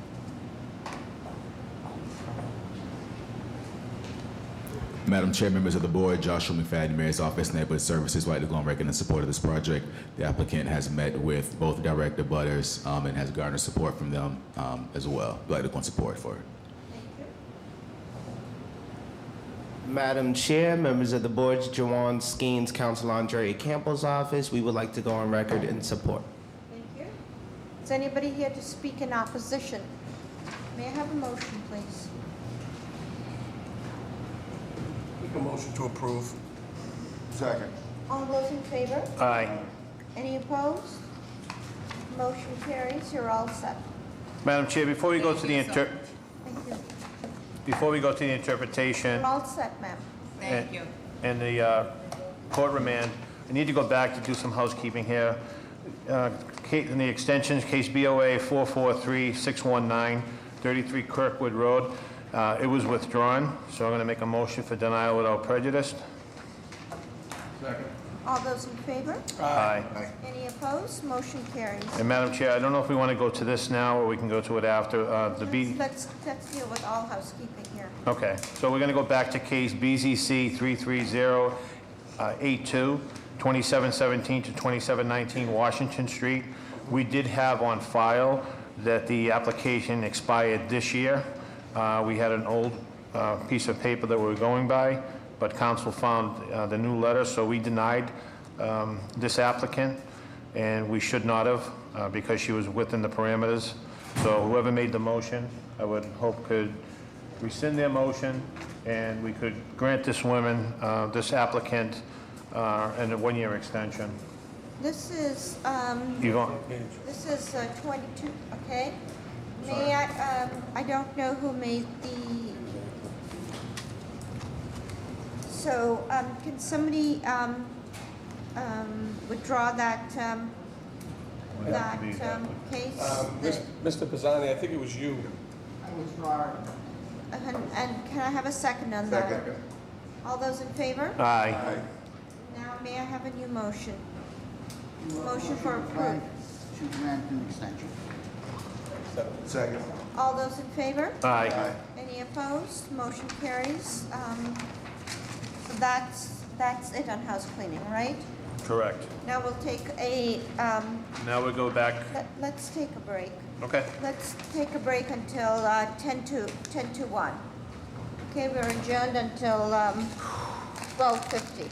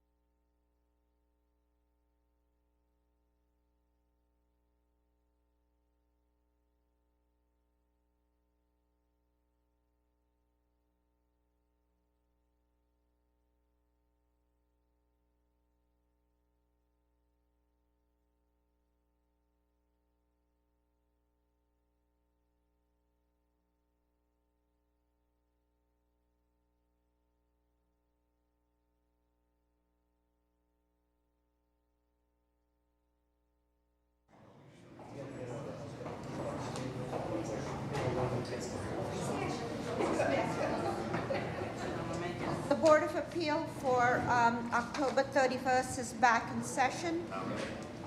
Just a reminder, make sure your cell phones are off. And let's get to work. Madam Chair, I'm going to call the next case. It's a court remand, calling BOA 434-579-222 Stewart Street.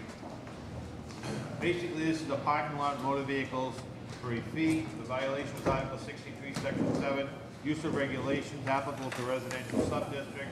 Parking lot was forbidden. The court remand,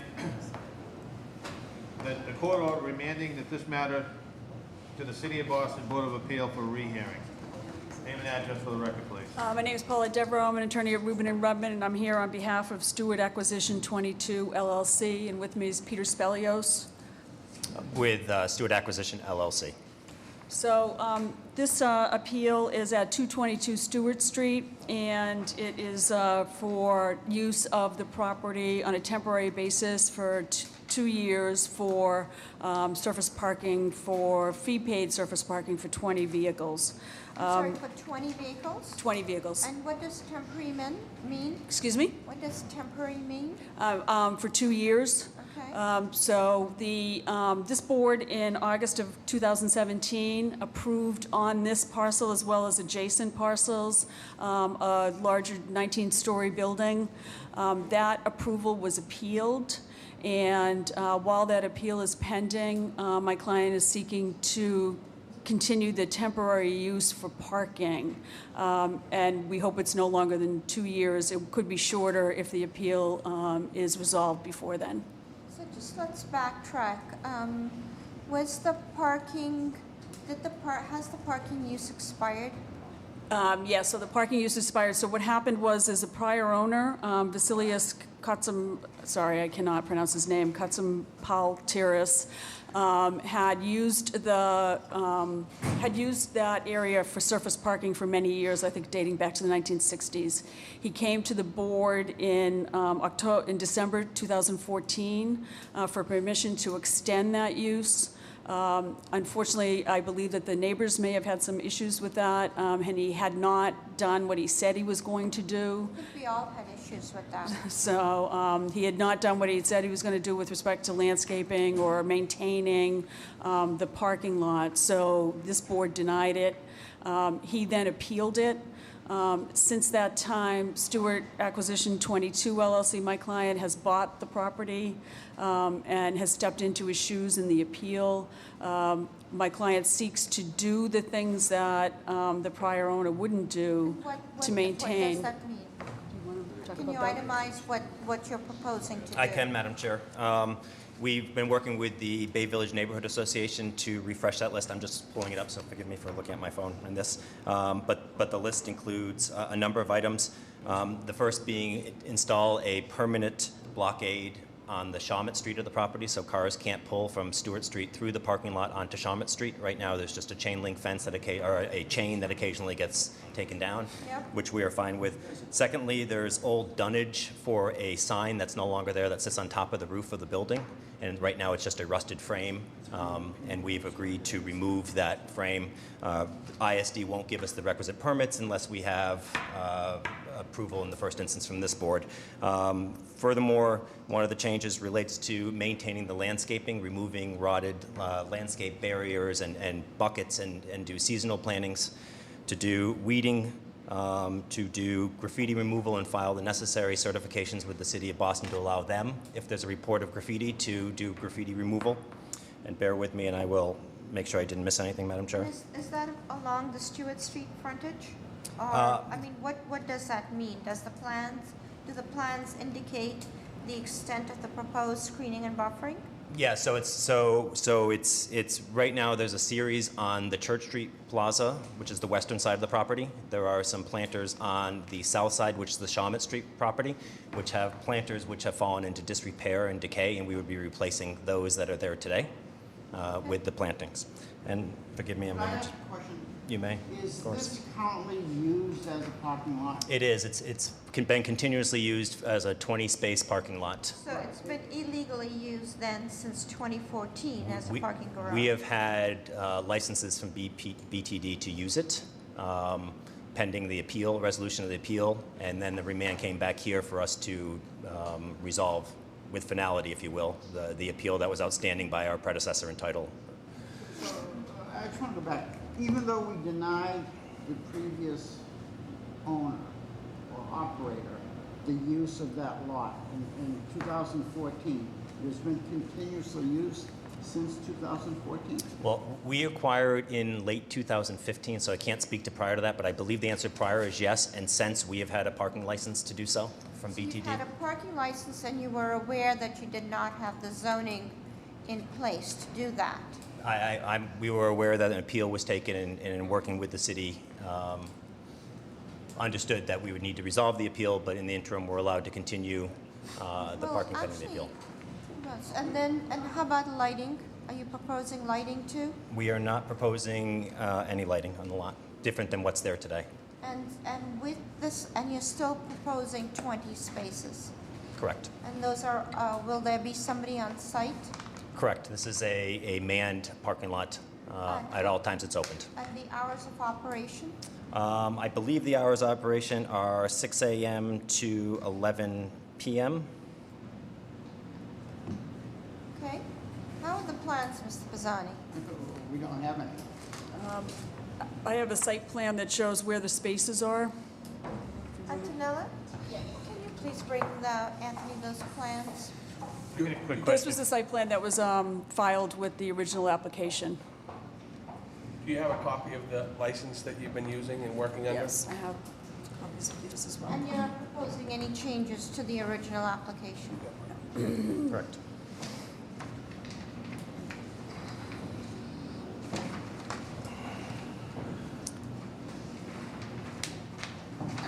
You know, it's interesting. I mean, this is the original site plan that goes back to 1986. So what we're basically doing is every time someone comes before us for parking, and every time we ask for screening and buffering, we never get it. Yeah, it's never memorialized, and this seems to show that there's some logic rather than an all to an in and an out. But it looks like it's a flat, straight, huge curb cut. Do you have a copy of the schedule? I can't even tell who did the design review in 2000. Thank you. Okay.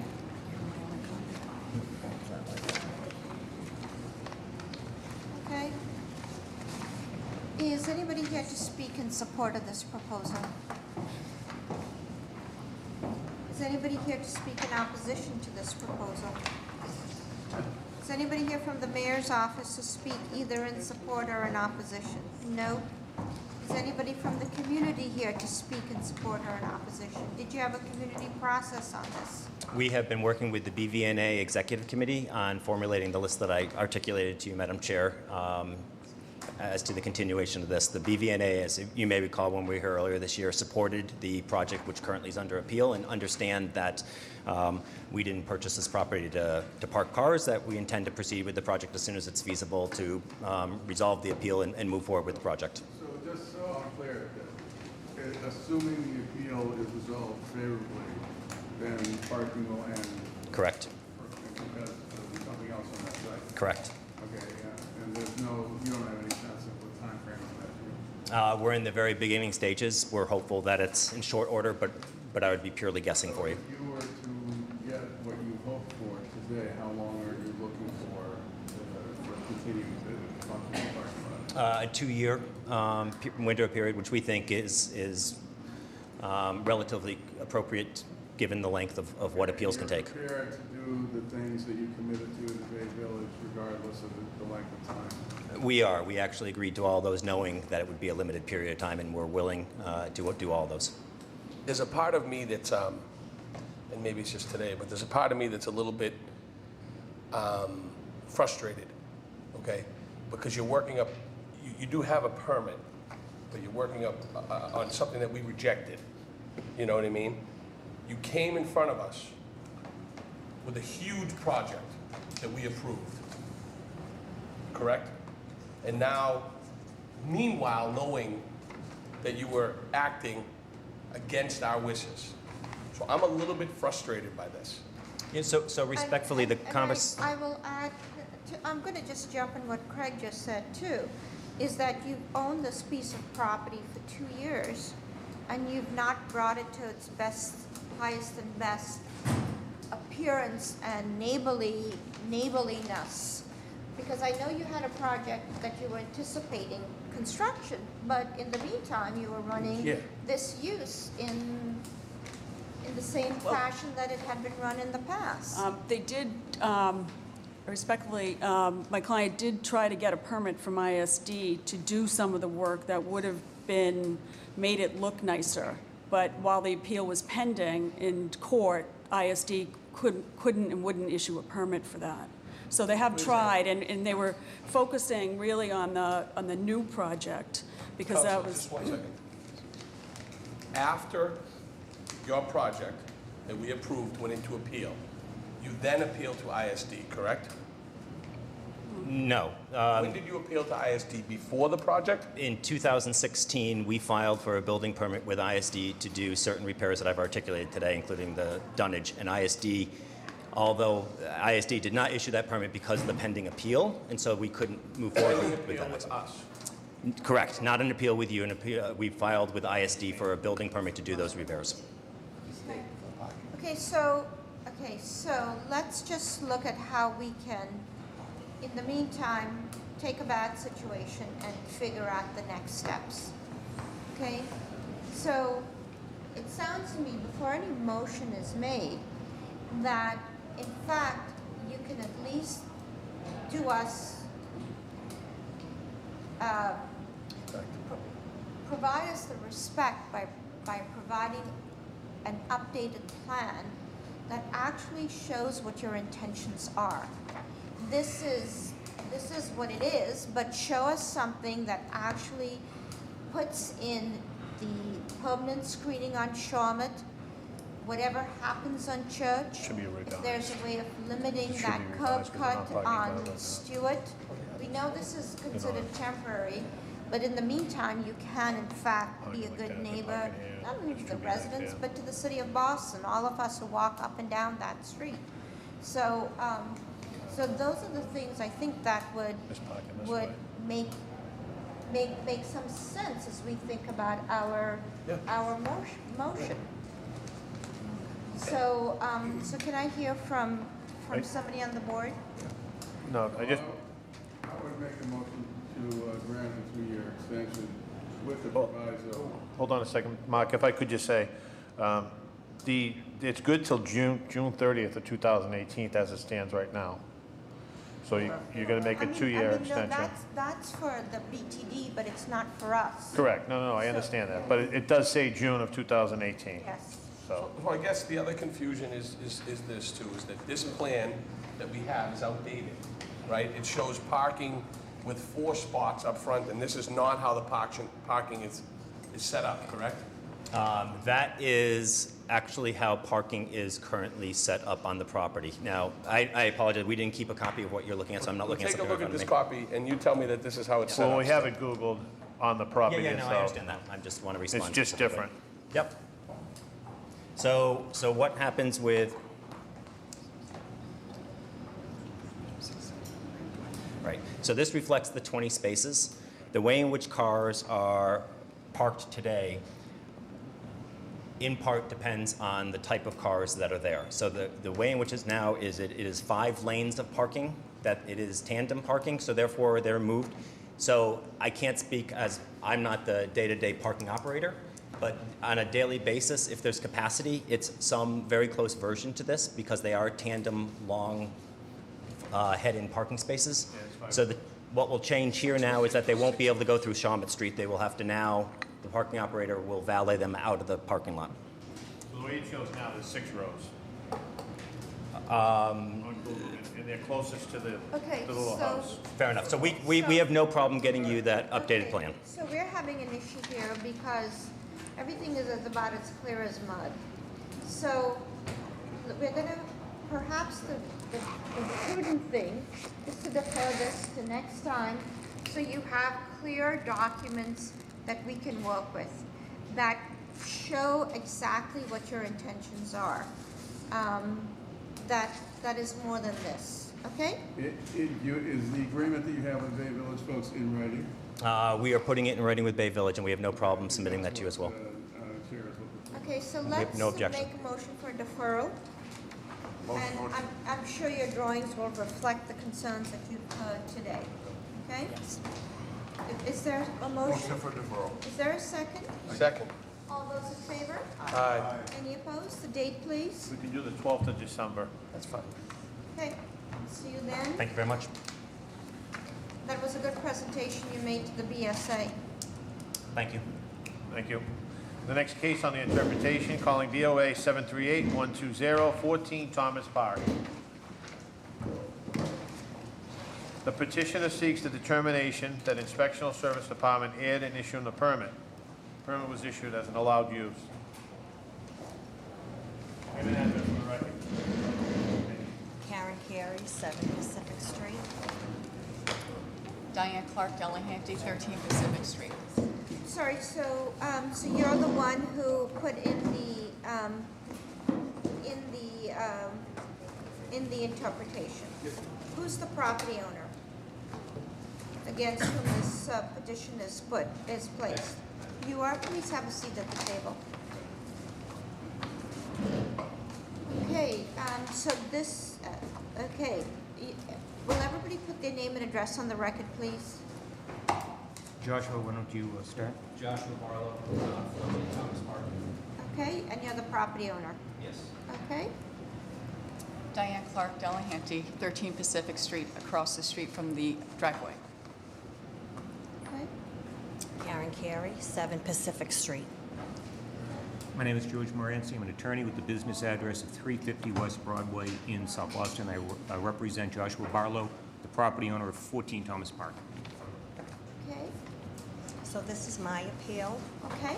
Citizens appeals. My goal here is So to this is revert. an interpretation, and what are you saying? How did ISD err in this? Go ahead. Yes, thank you so much. I'm trying. That's my goal here because we had a abutters meeting in February. At the abutters meeting, the owners of 14 Thomas Park asked that they could have a curb cut so they could park their 2 cars. That was it. That was their only request. They said they weren't going to touch the deck. They weren't going to touch the stairs. They needed parking for just their 2 cars. So the abutters that were at the meeting had a lot of concerns and said, no, we don't approve of this. We won the support of the mayor's office. We were in touch with Bill Linehan's office, Councilor Flaherty's office. We had support of everyone. The abutters sent letters to say that we were in opposition. Then at the meeting on April 13th, testimony was given by the attorney from 14 Thomas Park, Mr. Mahoney. And at that meeting, Mr. Mahoney stated Mr. Barlow's mother with ALS, who does not live in Boston, will be moving in part-time. The abutters never heard that at the February meeting. Mr. Mahoney also said that the reason why they wanted parking in the rear because there was at-grade access. So, ma'am, where there is none. So ISD erred in issuing the 2 parking spaces. Right. Is that what they did? Yes, they did. So you approved. This board approved that. Okay. Approved what he wanted, but the thing is, you were given false information. Like, we were never told of his mother moving in part-time. No, but you were told about the 2 parking spaces, the request for 2 parking spaces, yes, and we you were. were opposed to it, and this Yes. board approved it. And okay, so that's what your concern is My the 2 concern parking spaces? My concern is that the decision was made arbitrarily. That there was a mother with ALS that will be moving in part-time. No, our decision would be, because we're cognizant of the fact that what we approve goes with the property and not with the current ownership. We also You know? asked that the variances would remain to be upheld, and, that's a tangible thing that we were asking for, and that we had support from City Hall. We had all this support, and at the meeting in April, you were told that the rear had at-grade access to the house. It does not have at-grade access. It goes into the sub-basement. He still would have to take a set of stairs, his mother, to go up to the living space, just the same as if he got a handicap parking spot in front for his mother, he would have to take a flight of stairs to get up to his living area. Okay. Okay. We lost our visitor parking. That was our visitor parking area. We lost that when he put the driveway in. And, we lost parking. There's a crosswalk at the corner. We lost where the driveway is, plus the curb cut. So while they gained 2 spots, we lost 2 spots from that. So it wasn't an even exchange. Okay, so your concern is the parking, the fact that this board approved it, yes, etc. Okay. I have another concern that I'd like to address. Sure. And you are 13, Diane Clark Delahanty at 13 Okay. Pacific Street. So you're at 13. Your sister's at 7. Say it again. And you're at 7. 7. Okay. Go ahead. What's the second concern? Mine is a safety concern. There's a lot of traffic, both pedestrian and vehicle traffic, in that area. The driveway is not far from from Thomas Park onto Pacific Street. It's a quick turn. There's a lot of traffic now. There's buses that go down there, and there's a national park that's up at the hill. So there's a lot more foot traffic and vehicle traffic, as well as industry vehicles.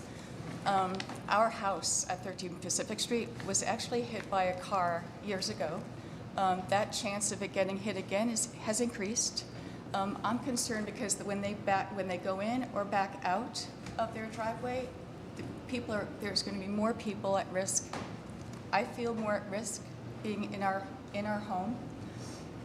I'm sure there's no intention of increasing the risk of people and vehicles around, but I hope not. But there is an increase of an accident or a pedestrian getting hurt. And may I add, I'm sorry, also at the April meeting, they said there were 76 direct abutters that were in approval. When I went to Flaherty's office to get copies of all the abutters, 44 of the abutters are non-direct. And the 20 some odd that were direct abutters, one was a high school student who lives with his parents, and the other ones were under the impression that Mr. Barlow's mother would be moving in. So out of sympathy, they agreed with him, but we never knew that. The direct abutters never knew that, and the people that signed were not at the meeting in February when it was never said that he needed it for a hardship. He never mentioned a hardship at all, and that would have been the time that he should have mentioned that hardship.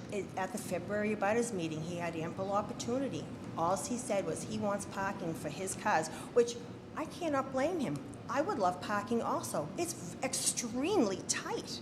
My mother has lupus, and she lives at 3 Pacific Street. She doesn't even have a handicap spot because it's tough to get anything approved. So we lost a lot, and he gained parking for his cars because that's what we're going under, because that's what we were told at February's meeting. And it increases the value of his house and decreases the value of my house because there's less parking in front of my house. And it'll increase our property tax. Thanks. Thank you so much. Yes, Mr. Morency, you're the attorney for the property owner. That's correct. So please tell us why ISD did not err in issuing this permit. Most fundamentally, ISD did not err in issuing the permit because it has not even been alleged, quite frankly, that ISD erred in any way in issuing the permit. There are 2 mechanisms under the code, or more appropriately the Enabling Act, for being an appellant or a petitioner before this board. And that is Section 8 of the Enabling Act, Section 11 of the Enabling Act. Section 8 is why most matters, Section 11 is why most matters are before this board. That's the mechanism whereby a person denied a building permit for the reason of a need of a variance or a conditional use permit, appeals a decision of ISD to deny a permit application. Section 8, which we typically see here as interpretation hearings, is actually more properly understood as the enforcement mechanism of the Enabling Act, which gives anybody who's aggrieved by any act or decision of the building commissioner the right to appeal such act or decision of the building commissioner to this board within 45 days. What we have here essentially is honestly a rediscussion of a matter that was decided by this board on April 25th. If this were to be properly appealed, the decision of the board would have had to have been appealed to the Superior Court. That's not the case. We're seeing a number of these self-titled citizen... 45 days, is that what you're saying? Correct. We're seeing a number of these self-titled citizens' appeals, most falling outside the statutory appeal period for the decision being complained of, that are coming forward from this board, and they are failing to meet the requirements, the administration requirements of Article 5, Section 2 of the Code, which states that any appeal to this board must clearly state the section of the code which the hearing is the subject of. We have not heard anything that the Inspectional Services Department in any way erred in issuing a permit. This matter was brought on appeal to this board. It was heard on April 25th of 2017. The decision in the matter was entered into the records of the Inspectional Services Department on May 26th, and the use of premises permit was issued on August 1st of 2017. The argument before the board essentially boils down... When would the 45 days have expired? 45 days would have expired from the entry date of the decision of the board. The decision of the board entered on May 26th. So it would be approximately October, early October. I don't know the date. May 26th? Would have been mid-July. No, I'm sorry, but I was referring, but the permit as well. Okay. But what's being appealed here, I think, is the issuance of the permit, which was August 1. So I'm sorry, I was referring to the permit. And nothing in the plans have changed? Anything that was submitted to the board, everything has stayed the same? Everything is the same. The plan was approved by the Public Improvement Commission. The use of premises permit issued. What the argument seems to be is that the board was told in testimony on the day of the hearing that the petitioner's mother is moving in part-time. I think understand. This board does not make its decisions based on those elements. We understand clearly that our decisions are there for the long term, regardless of ownership, regardless of whatever. But I just want to point out that I could almost understand the point of the hearing if it was said that it was misrepresented at a community meeting that somebody was moving in who had a disability, and that wasn't in fact the case. That wasn't even mentioned at the public hearing because, frankly, my colleague, Attorney Mahoney, did not feel it was appropriate to reveal personal medical information about our client's mother. Wow. We're not even going there. And I agree. I don't think the board should. And I don't think this is the time to either reveal that personal information today. So we have information from the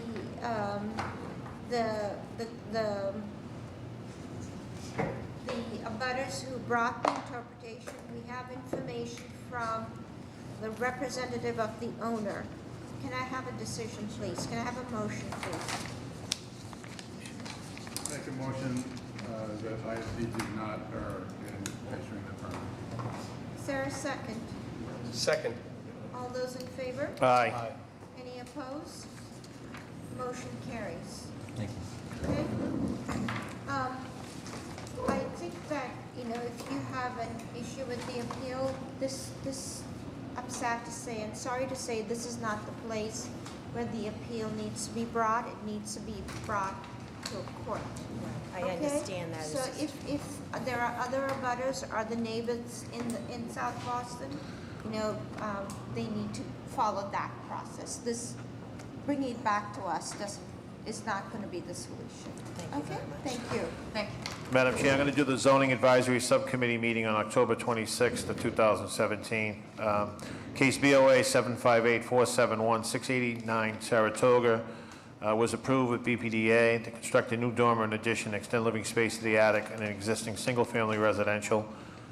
Case BOA 756-533, 10 School Street, was approved with BPDA, construct an outdoor deck in rear of the building and roof and exterior stairs in an existing single-family residential. Case BOA 744-749, 282 to 284 Cambridge Street, was approved. Change of occupancy to a juice bar, cafe, interior renovation to accommodate a new juice bar. No more than 25% of the business would be eating.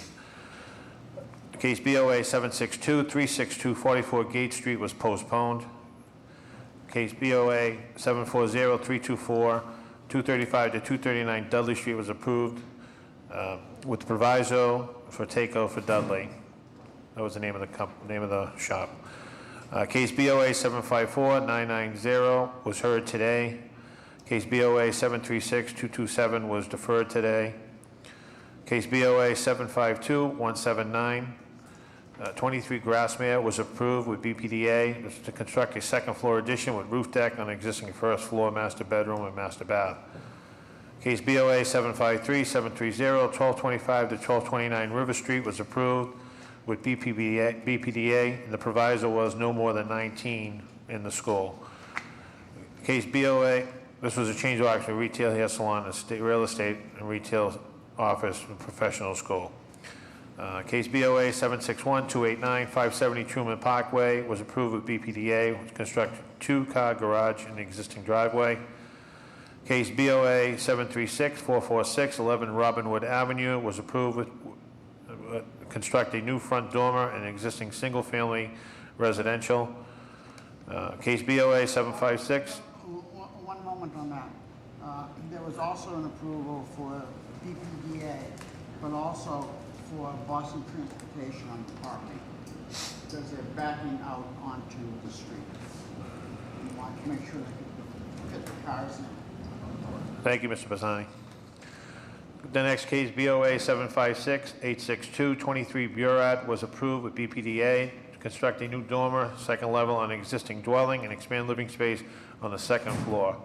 Case BOA 763-012, 40 Coinston Road, was deferred to 12/19/2017 at 11:30. Case BOA 733-531, 4 Weld Street, was approved. This was to extend living space to the basement and attic space in existing single-family residential. And the last case on residential, on rediscussion, was BOA 735-990, 275 to 277 Summit Avenue. It was approved. It was to remove and replace an existing rear porch. That concludes the zoning advisory subcommittee meeting. Motion, please. Motion to concur with the recommendation of the subcommittee. All those in favor? Aye. Any opposed? Meeting is adjourned.